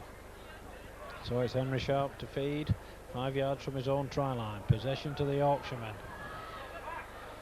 For an interception by Paul Round, and that could be the one that wraps it up for Oldham. It comes after 6 minutes of the second half. Paul Round's second try of this second period, right under the Halifax crossbar, makes the score now Halifax 6, Oldham 16. To give away that one, Gary.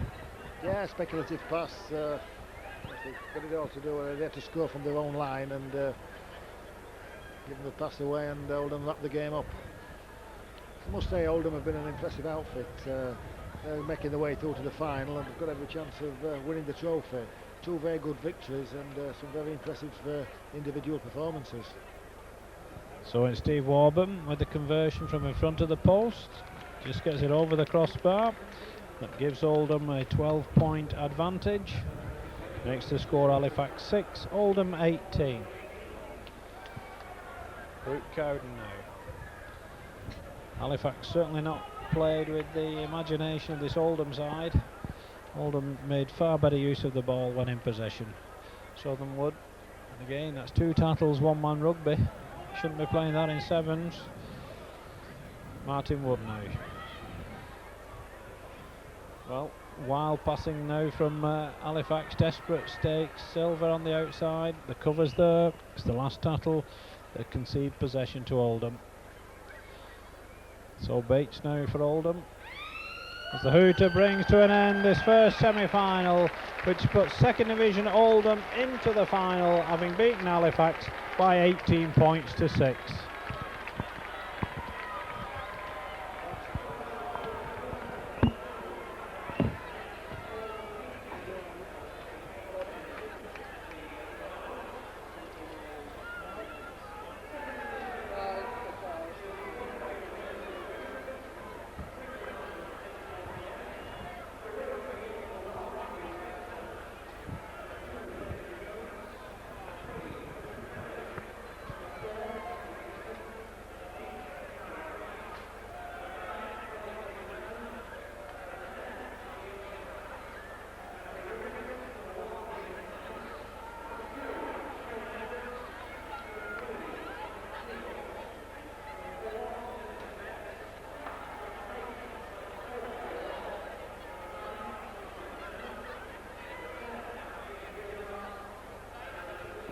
Just minutes away from the start of the second semi-final here to find who will play.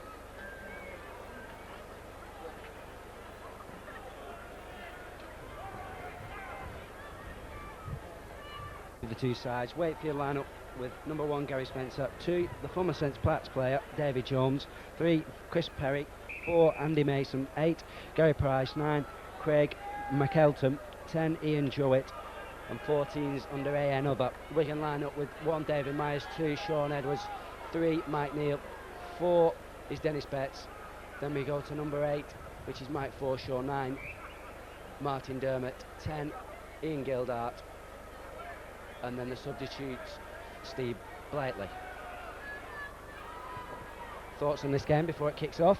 Interesting one. I think Wakefield is certainly to an advantage because it's only 15 minutes since Wigan played, and quite a tough game in the first round, a game that went right to the death. So it's going to be a test of Wigan's fitness and character. Wakefield showed their abilities in the first round. They had a pretty easy passage in the first round, so I think they'll certainly be at an advantage at the start of the game. Yes, as you said, Wakefield had an easy passage against Huddersfield, whereas Wigan had to battle to the death. And straight from the kick-off, Wigan have made a mistake, and it's going to be a Wakefield pudding on the Wigan line.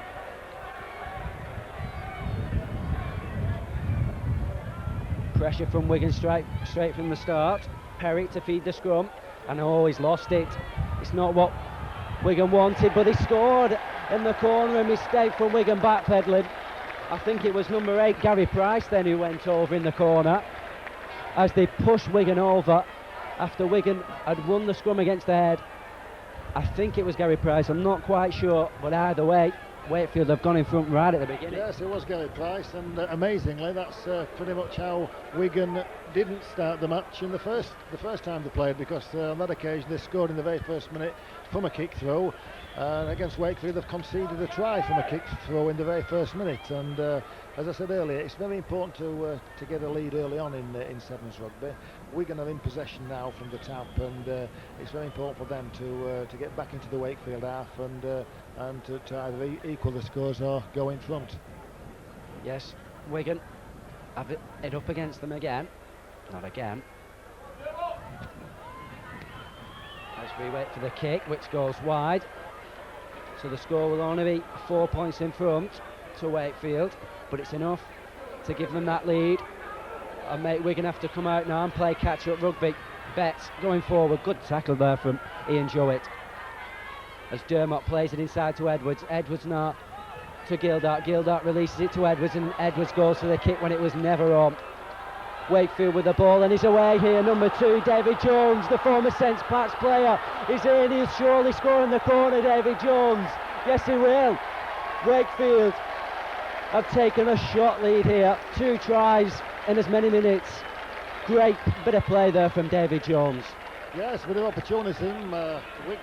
Wigan were messing about with the ball. I don't quite know what they're trying to do with it then.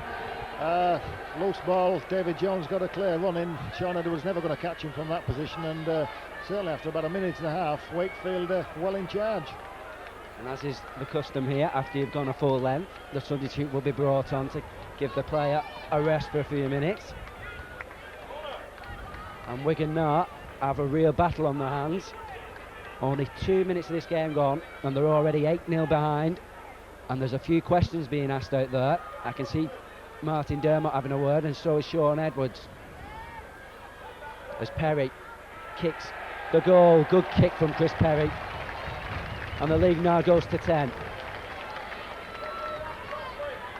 Dermott gives it to Gildart. Gildart going forward again, but Wakefield solid as a rock in defence. Good tackling.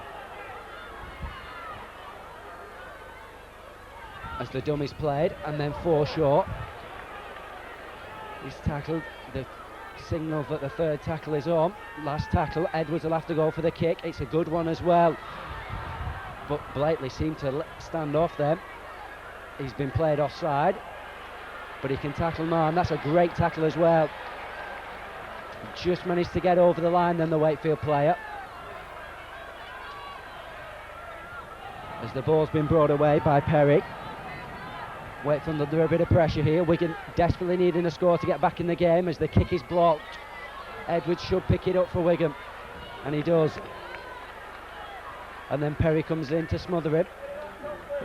Wigan need a score from this set of 3 tackles here. As Forshaw releases the ball to Dermott. Dermott gets it to Myers. Myers with Dermott to the side, should have passed it then. And Edwards will now kick again. That ball looped forward then, but Edwards is like to play on. Edwards, can he catch it before it goes out? No, he can't. Been a bit disappointed with Wigan's play. They've run hard and straight, but not looked at play into create an overlap or put the other team under a great deal of pressure.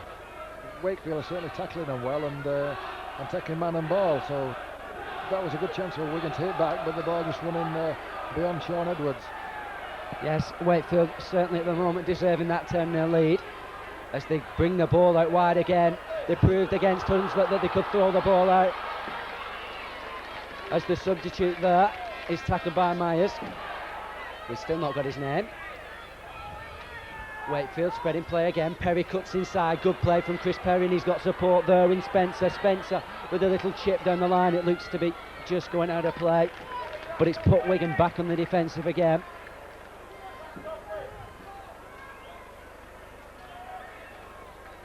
Very important for Wigan not to concede any more points at this stage. As I said, they were the last team to play in the first round, and if they were to go further behind, it's going to be a mountain to climb in the second half. Edwards brings the ball out to Blakely. Blakely to Neil. Neil gets through his man. Mike Neil going away now. He's got support in Blakely. Blakely, a test of his speed now. Perry's chasing him, but he looks to be going all the way, and he does. Superb try from Wigan. That's what we've been asking them to do in this game, and they've finally come up with the goods. Yes, an excellent break by the youngster Neil. It looks as though he's going to break the defence altogether. Just stumbled, but got a good pass away, and Blakely finished off in style. Yes, superb support play there from Wigan. And if they kick the goal now, they'll only be 4 points behind. And it'll be Blakely who'll go for the kick himself. As we go into the last minute, the second half, whoever scores in the beginning of the second half is really going to be on top. An important kick coming up. I've been pretty disappointed with the standard overall of the goal kicking. It's been pretty poor, to say the least. Possibly partly explained by the fatigue that sets in with players, but I think we've only seen a couple of good shots at goal all afternoon. This is an important one. Yes. And Blakely has put it through. Superb kick from the youngster. The crowd behind there was getting some stick, but he put it up to it and put the kick in as Jones, who's come back on the field after scoring that blistering try early on. Plays the ball. Wakefield looking to spread play again.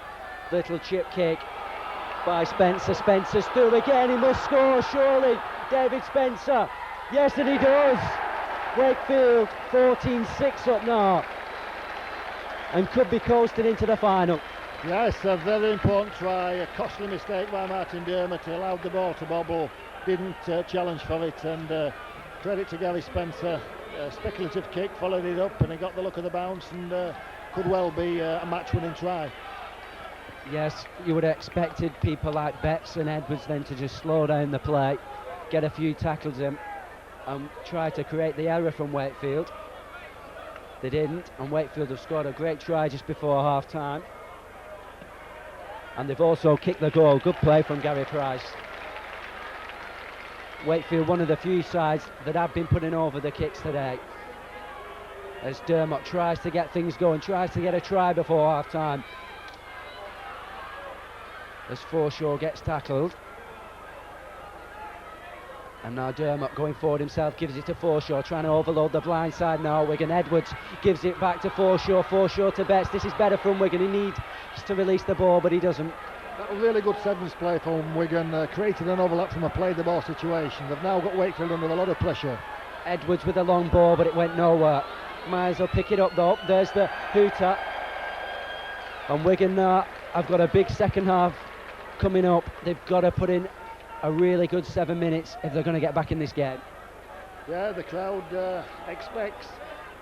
Wigan always like to be in the final of their own competition, and certainly there's going to be a very disappointed element to this crowd if they fail to make it.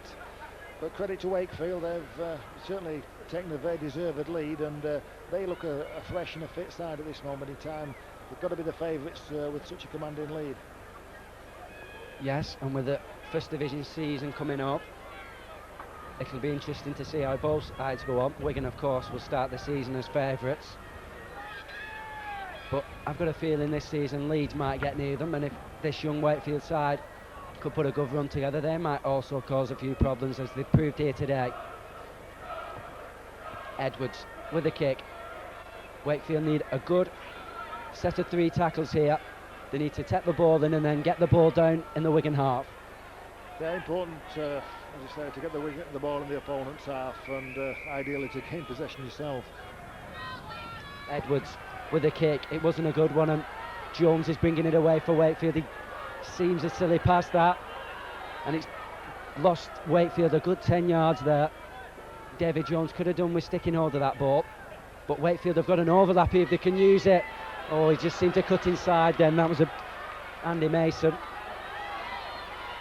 Still Wakefield going forward. The last tackle. Jones is there again. He'll go for the kick.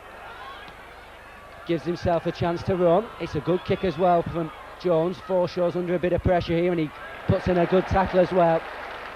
A Wiganer played for St Pat's for quite a few seasons before being signed by Wakefield, and we've already seen from him today a great try and a good bit of play from him there. Now he's under pressure here. Myers going forward, lays the ball inside to Forshaw. Forshaw inside to Gildart. Gildart spreads the ball to Dermott. We've got an overlap. If the ball can be given to Betts, a test of Betts' speed now. Spencer's coming across. Can he cut inside? Betts goes through Spencer and then gives it to Dermott, and we've got a great try from Wigan. Yeah, one of the best tries of the afternoon. Classic piece of play.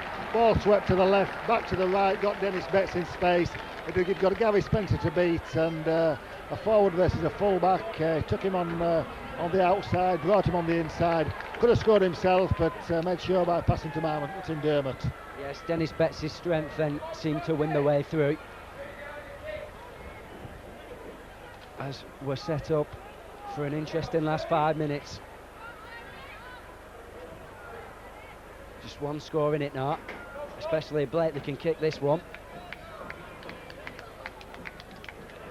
Both sides look to be tiring. It'll be interesting to see which one's the fitter now.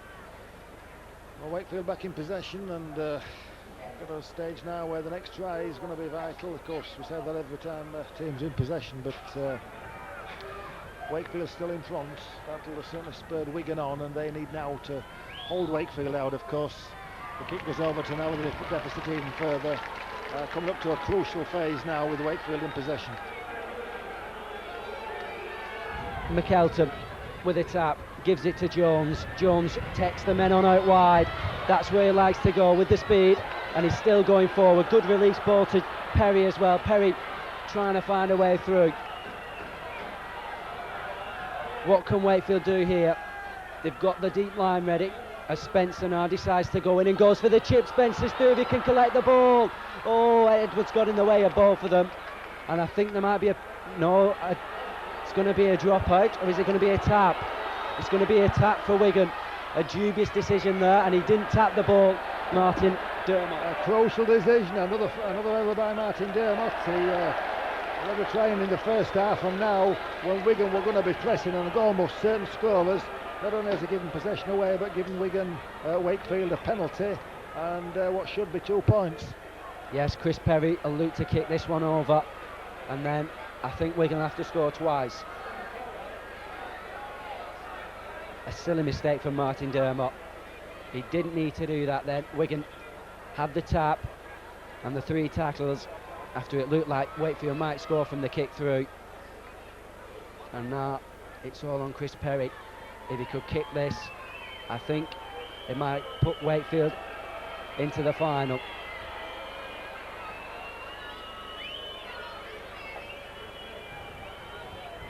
Certainly, if Wakefield did get in the final, it'd be very interesting, because you'd have 2 of the underdogs playing where Wigan and maybe Leeds were expected to be. As Perry kicks the ball through the post, good kick, under pressure from Chris Perry. As the tap's taken from the wrong place again, Dermott holds his head, and I can't believe Martin Dermott's just done that. He's been allowed to take it again. I think the referee should have penalised him then, because the tap was taken. No, it was, but the ball is not in play until it's actually tapped at the right mark. The referee was right there. Well spotted, Gary. Yes, I think he was right. Dermott trying to make up for the mistake that led to the penalty kick. Plays the ball for Myers, gives it to Edwards. Wigan trying to get back in this game. Blakely outside to Bates. Bates, can he get in the corner? He's got support inside in Blakely and Edwards, and a great pick up from the substitute, Mr. A.N. Other. As Jones throws the ball away, they're in a dangerous position, but it might just pay off for Wakefield. They're coming away with the ball again. Myers is across there, and that looked a high tackle. As Wakefield get ready to kick. Oh, knock on. That's a shame, because Wakefield had done the hard bit then. Yes, certainly threatening, and Wigan in possession. Mistake on the last tackle. Edwards lays the ball off for Dermott. Dermott gives it to Forshaw. Forshaw looking to unload the ball, but he was smothered well in the tackle by Ian Jewett. And now Dermott decides to run their own, no support, but he manages to get the ball away, and then Gildart loses it. Wakefield come up with the ball again on 3 tackles, and they've got to be sensible here. They've not got to throw the ball around, but they've got an overlap. Jones is in again. David Jones, has he got the speed to beat Dennis Bates? Jones versus Bates, and he's been in. Jones is in for another superb try, and really it should be the game. He even had the goal then to take on David Myers. Superb try from David Jones. Absolute brilliant stuff from Wakefield. Yeah, it's good play from Wakefield. Certainly booked a final place, and full credit to them. They certainly deserved it, and proved to be the better side in this semi-final. Yes, Wakefield look now certain to go through to the final, and the Wigan fans on that far side have grown very silent in this second half as Wakefield have increased their lead, and Wigan have been penned back more, made more and more silly mistakes. We're into the last minute as Dermott kicks the ball forward. Edwards will chase in a desperate hope that they can salvage something, and Wakefield then come up with a ball. It's Mr. A another again. And now Wakefield, really, you feel, should just go through the motions and make certain of this victory, which would be a great one for them here at Central Park. Superb tackle from Dennis Betts. A real big hit then. As we wait for the final hooter. A poor kick then from Andy Mason. As Dermot gets ready to play the ball. Instead he taps it. Wigan still seem to be lacking a few ideas. They don't seem to have any variation in the play. No, it's not real sevens play. As I said earlier, they're running straight and hard and putting one or two run rounds on, but not really put the Wakefield defence under pressure. The one thing Wigan are known for is the speed, and they've just not shown that here today. As Wakefield come away with the ball, Perry's going through the middle. Surely Kes Perry will finish the game now. Mike Neal's chasing after him, so's David Myers. Perry wakes up for his support. He's got two Wakefield players coming up. Wakefield surely will score here. Yes, Andy Mason's going to go in. No, says the referee, double movement. A bit unlucky then. That would have been one of the best try of the afternoon. It looked a try to me, but it's purely academic because Wakefield have won the game. They're going to finish the game off on a high note from their point of view. But Wigan are now back in possession, but of course, they said they're playing time out and looking for a consolation try themselves. Yes, Wigan deep inside their own half. It's going to take something really special to get them a try from here.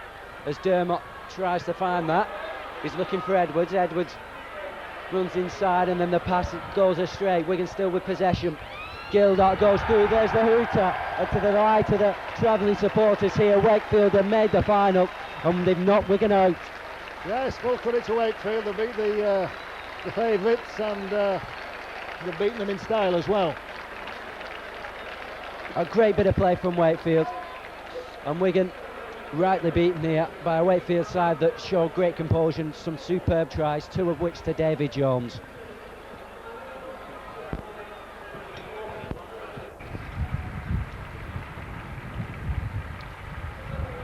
As the winning team in the curtain raiser go around the pitch, receiving the accolade, both sides get acquainted with each other for this final.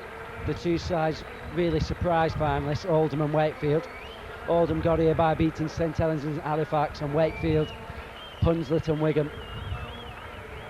As we'll quickly run through the two sides. Oldham line up with 2 Richard Blackman, 3 Ian Bates, 4 Abram Phillips, 6 Vince Nicklin, watch out for him, and 7 Steve Warburton. Good players for Oldham today. 8 Charlie McAllister, 9 Richard Russell, 10 Paul Rennie, the substitute is Simon Longstaff. Wakefield line up with 1 Gary Spencer, 2 David Jones, 3 Chris Perry, 4 Andy Mason, 8 Gary Price, 9 Craig McElton, 10 Ian Joint, and the substitute is another. Wakefield will kick off this final of the Wigan Sevens Cup, hoping to produce a win. They've had 2 great victories, as have Oldham, as the ball slipped there to Warburton, who immediately shows his pace. Warburton, though, crunched by the tackle from Round. Nicklin, brought over from Australia for Oldham. Another long ball. Warburton has got 2 minutes side. The overlap's on for Oldham if they can use it. Round gets the ball out there to the far side to number 4 Abram Phillips. Abram Phillips is going to score the opening try of the final. After just 2 minutes, Abram Phillips has scored for Oldham. And the Sheffield Eagles coach is here for the final, as he has been all afternoon. And I'll just ask him if he had a chance to see that try there from Abram Phillips. His thoughts on that superb effort from Phillips. Yeah, good finishing by Abram Phillips. He certainly looks the part. He's a big strapping fellow, and he looks as though he can run as well. Got Oldham off to a good start. Wakefield have been probably the outstanding team of the competition so far. This is the first time they've been behind from the start of the game. Also had a dream start against Wigan when they scored themselves in the opening minute. They'll be in the possession after this kick, and he's kicked it as well, Simon Longstaff. Great effort. So Oldham now go 6 points in front, and Wakefield are playing catch-up rugby with Jones going forward. Good tackle from Longstaff again from the kick-off. Jones, though, Burrowing forward, plays it. Oldham really have got to watch it because Wakefield are very quick in the backs. Spencer cuts inside. Again, the tackling for Oldham is firm. Nicklin in there, and so is number 9, Richard Russell. As Wakefield get the penalty, which is quickly taken with a tap. Perry out there, there's an overlap if Wakefield can use it, and Jones looks to be in. No, he's just caught, but still Wakefield going forward. Surely he can't get through the gap there. Yes, he has. Great try, superb try. He went under 3 Oldham players. I'm not quite sure it is. I think it's Andy Mason there. No, Andy Mason was the man that gave a very good inside pass, and good finishing by the Wakefield Trinity player Craig McAlellan, I feel it, was who scored that try. He's a newcomer on the scene, but had a good tournament so far. Got Wakefield back in the game. Yes, as you said, you noticed who he scored that try, and it was a superb try. Gary Mason's pass inside, found Craig McClinton, who really had 3 Oldham players to get past, and he burrowed his way in between the legs to dive over. And if Wakefield can kick the goal, I'll put them level. Perry. Yes, and he's put it through. So we're all even Stevens here after 3 minutes of this game. And Oldham now, I'll restart this first half of the final with a tap. Nicklin going forward, good tackle there from Jones. And Mason, as the ball's played out. Warburton with a long pass there to Longstaff. Longstaff has support outside if he needs it, decides to go it alone, and then looks for the ball inside that went forward. Knock on, says the referee. It looked to have come off a Wakefield player then. It did, but the ball played the man. The referee perfectly right there. Knock on, and Wakefield got a chance of getting possession now. Yes, we've had a good high standard from the referees here today, as Jones comes away and will be pulled back. Perry will come away and be pulled back, sorry. Who do you think has got the upper edge here for this game, Gary? Well, both teams obviously got to the final and done extremely well. This is the outstanding player on the field, Vince Nicklin. He's always going to be a threat. Oldham got an important penalty now. I think Wakefield have got the edge. They've certainly put the game together, and just in front at this stage. Longstaff with the play of the ball. Gives it to Russell. Russell looking down the blind side. Round might give the ball out to Phillips to get in again. Phillips, has he got the power to get over the line? He's still going. What a try! Abram Phillips scored one superb try in the first minute, and that was a real powerhouse one. Well, the last time he needed a lot of pace to score. This time he needed a lot of power, and has shown he's got both qualities. Took a lot of scoring, did that. Wakefield man on his back trying to drag him back, but certainly a big man to drag back. Yes, Abram Phillips using all his bulk then to pull the ball and his opposition number over the try line to get the ball down and put Oldham back in front. Both these sides weren't expected to reach the final, but have both come up with the goods today. Oldham beating St Helens and Halifax. The first game against St Halifax was a cracker, and the second against Halifax. Getting mixed up there. And Wakefield had a great win against Wigan in the semi-final.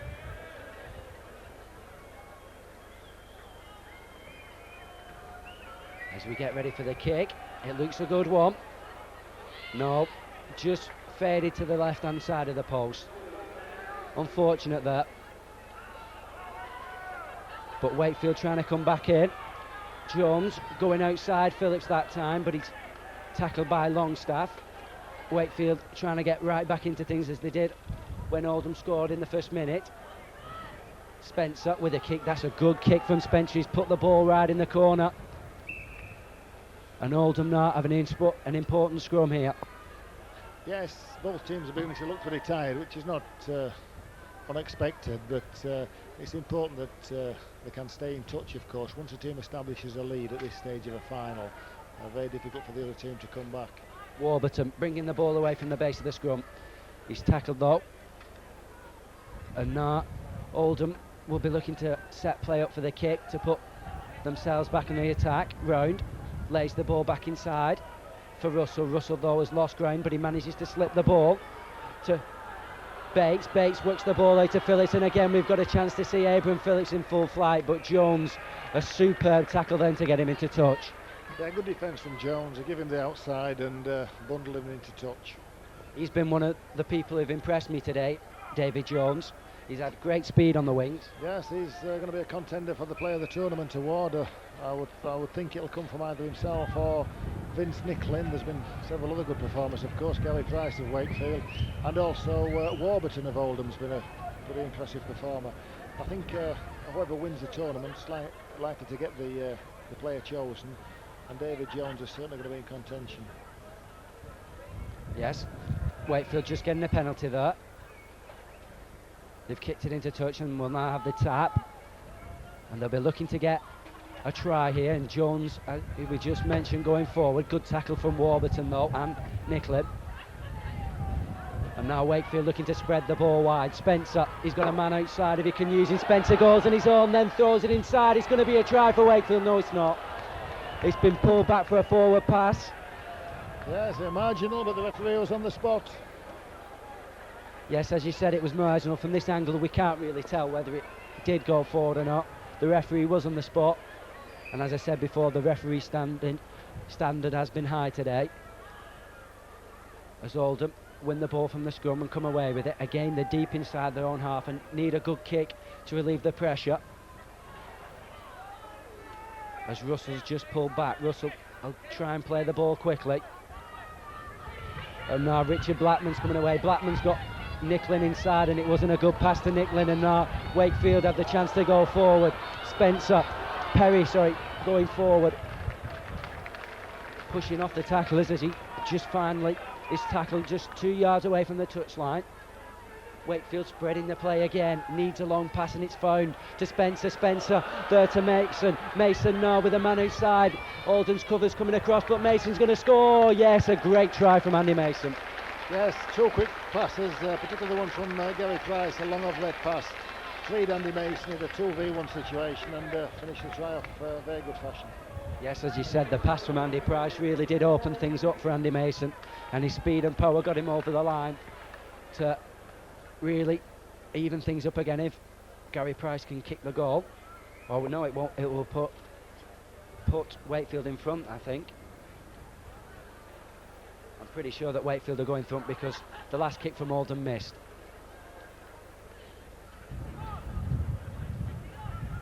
It is a hard kick for Gary Price here, but he has just drifted it wide. Unfortunate that the wind seemed to just get hold of it, and we are level now as we approach half time. Russell going forward, good tackle from Spencer again, but he's quickly played the ball, and Nicklin's found a gap there to go through. Nicklin, he needed support then on his, as he looked to put the ball away. There was nobody near him to get the ball to. Oldham would have definitely scored there. Still they're going forward here. The kick looks to be too long, and it is. Unfortunate there. Ian Bates, right idea, just a bit too far. As the half-time hooter goes. Interesting half, and even more interesting half to come in the next minute or so. Both sides, as I said, looking pretty tired, but certainly even Stephen at half-time. Wakefield have shown the more initiative. They line up wide and create a bit more space. Oldham tended to rely more on support play and keeping the ball alive. But both tactics have worked well up to now, and it certainly added to an enthralling final. Yes, and Perry's going to come back on for Wakefield. As the Wakefield players start to gather around each other, given Oldham will restart this second half of the Wigan Sevens finals with a kick. Longstaff will take it, and he's put a rolling ball in there for Wakefield to pick up. Jones cuts across. Longstaff though, a great tackle, but Jones managed to release it to Spencer. Spencer's still going forward, but Rounder's got him.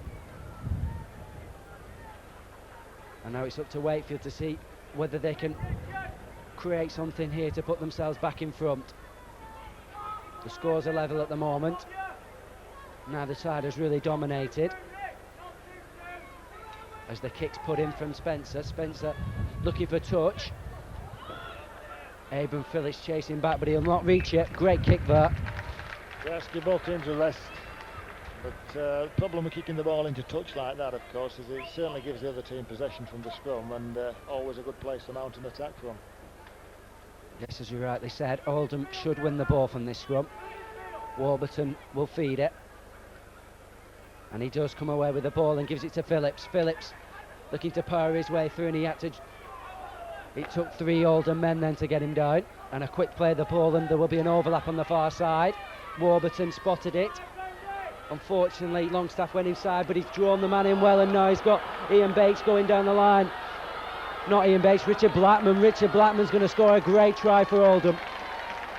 Superb play from Blackman, but it was all down to Warburton's thinking and pass that set it all up for Blackman.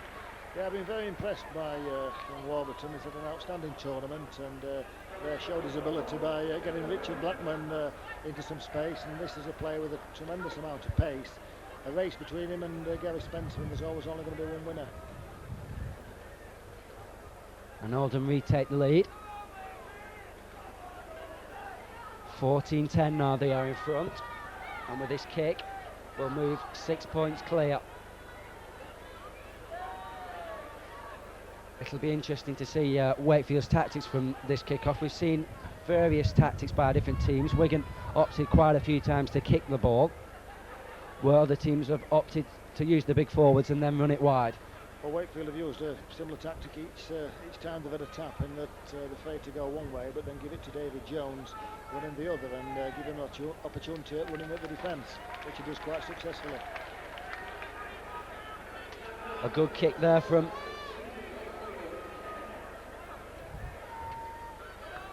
Warburton, and though we do have the kick through, Phillips though easily picks it up, and in the end it's wasted by Wakefield, who now are back on the defensive again. Round going forward. Oldham leading 16 points to 10 here, and the last tackle's coming up. We need a good kick here from Oldham. Warburton decides to run it though, and then Nicklin goes for the chip. Nicklin hadn't spotted the Wakefield player back there. Another. And now it's Wakefield's turn to put the pressure on. Jowett going forward. Good run from Jowett. Took 2 Oldham players there. And now they're trying to overload the blind side. Wakefield with the overlap if they can use it. Others going through. Oh, and he's just knocked into touch. Great tackle from Blackman then. Yes, it looks as though Vince Nicklin, the Oldham player, is coming off injured. That's a blow for Oldham. Has been substituted now, and they're looking pretty lethargic. They're going to have to weather this pressure of Oldham, keep possession in their own half and try and come away. Bates trying to do just that, but Jones smothered him superbly. Great tackle from Jones. Oldham, as you said, have lost their leader, the man in the middle who was calling all the shots, Nicklin, and it'll be now up to people like Warburton, who've proved their worth in the other games, to come forward with the ball, and he's doing just that. Unfortunately, the kick wasn't a good one, and Wakefield have regained possession. Jones will take it from dummy half. Jones going forward. Phillips tackles him. The pass is away though, and Wakefield have got an overlap if they could have used it. The pass wasn't a good one, but Perry will pick it up. Perry looking for Mason. Mason gives the ball to other throws it back inside.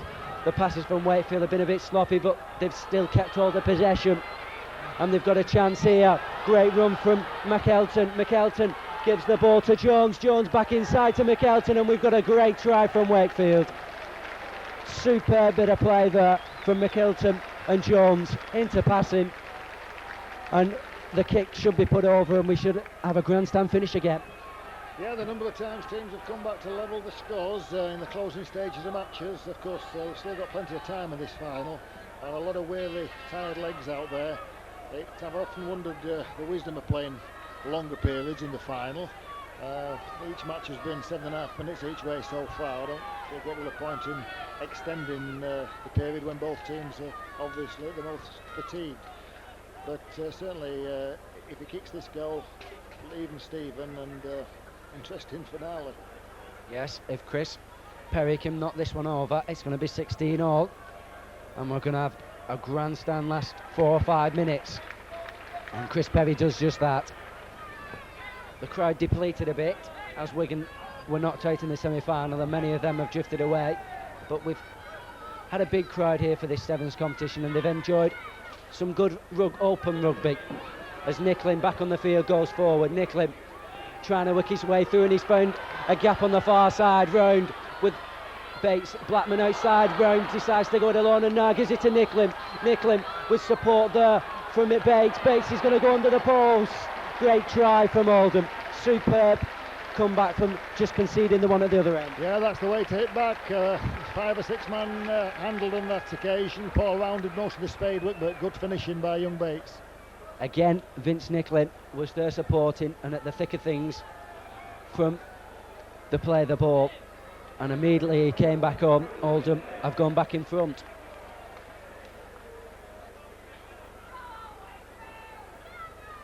And really you can see the tiredness on the players that really had quite a hard afternoon as that kick goes over, and Oldham move their lead to 6 points again. Longstaff's kick straight between the posts.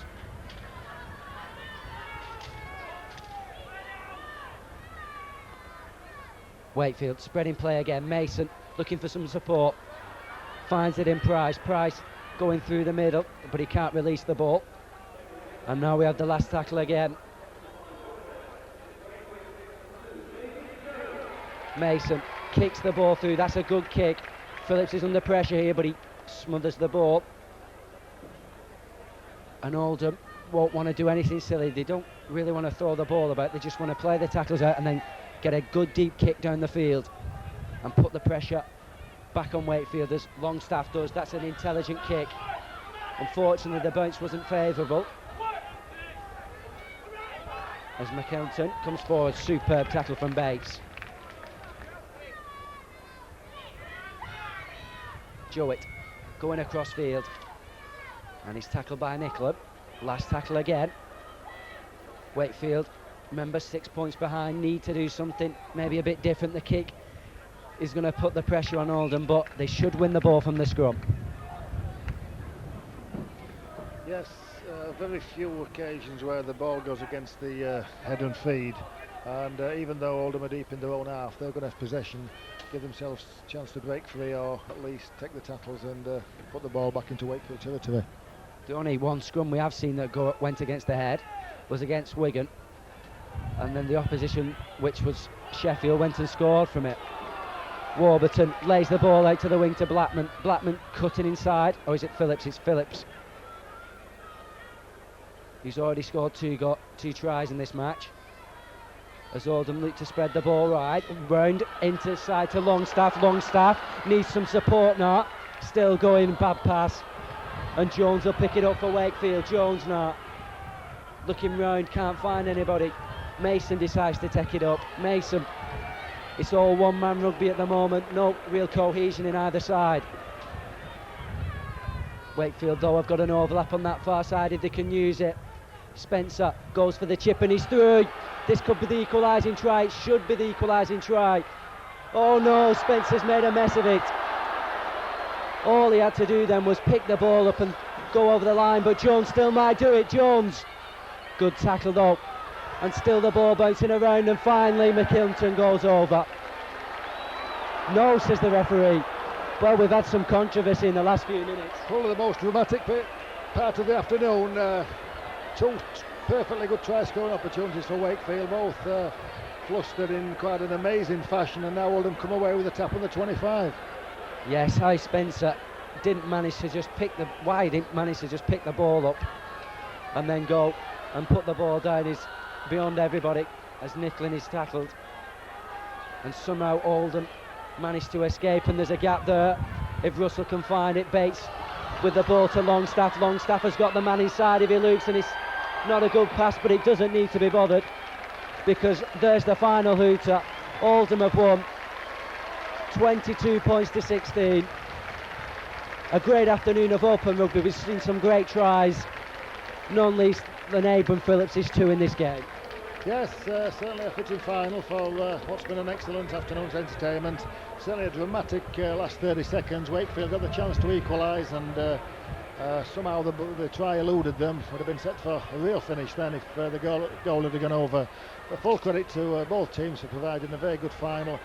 Congratulations to Oldham, of course. They've come through the competition and played some excellent rugby throughout. Several outstanding performances, particularly Vince Nicklin, and worthy winners. Yes, and special mention is also to Steve Warburton. Just like to ask you, Gary, before you go off, who would be your man of the tournament? I think Vince Nicklin, he's the Australian that's signed for Oldham, and certainly looks an outstanding player. Always difficult at sevens, of course, to judge how players are going to play at the rugby league game, but there's no doubt that he's got all the skills. He's certainly been, in my opinion, the outstanding player of the tournament today, and I'll be surprised if anybody else gets the award in front of him. Yes, I've got to agree with you there, Gary. Vince Nicklin, a superb 3 games, and he really does deserve the Man of the Match award.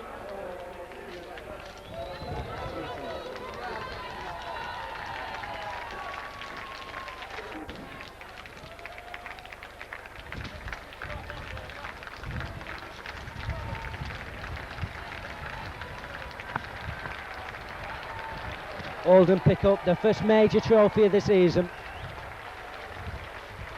and I think in their view they'll hope that it sets up themselves for the forthcoming season, and with people in your side like Vince Nicklin and Steve Warburton, they are going to be a real side to watch. Also Wakefield, who in David Jones have a superb winger.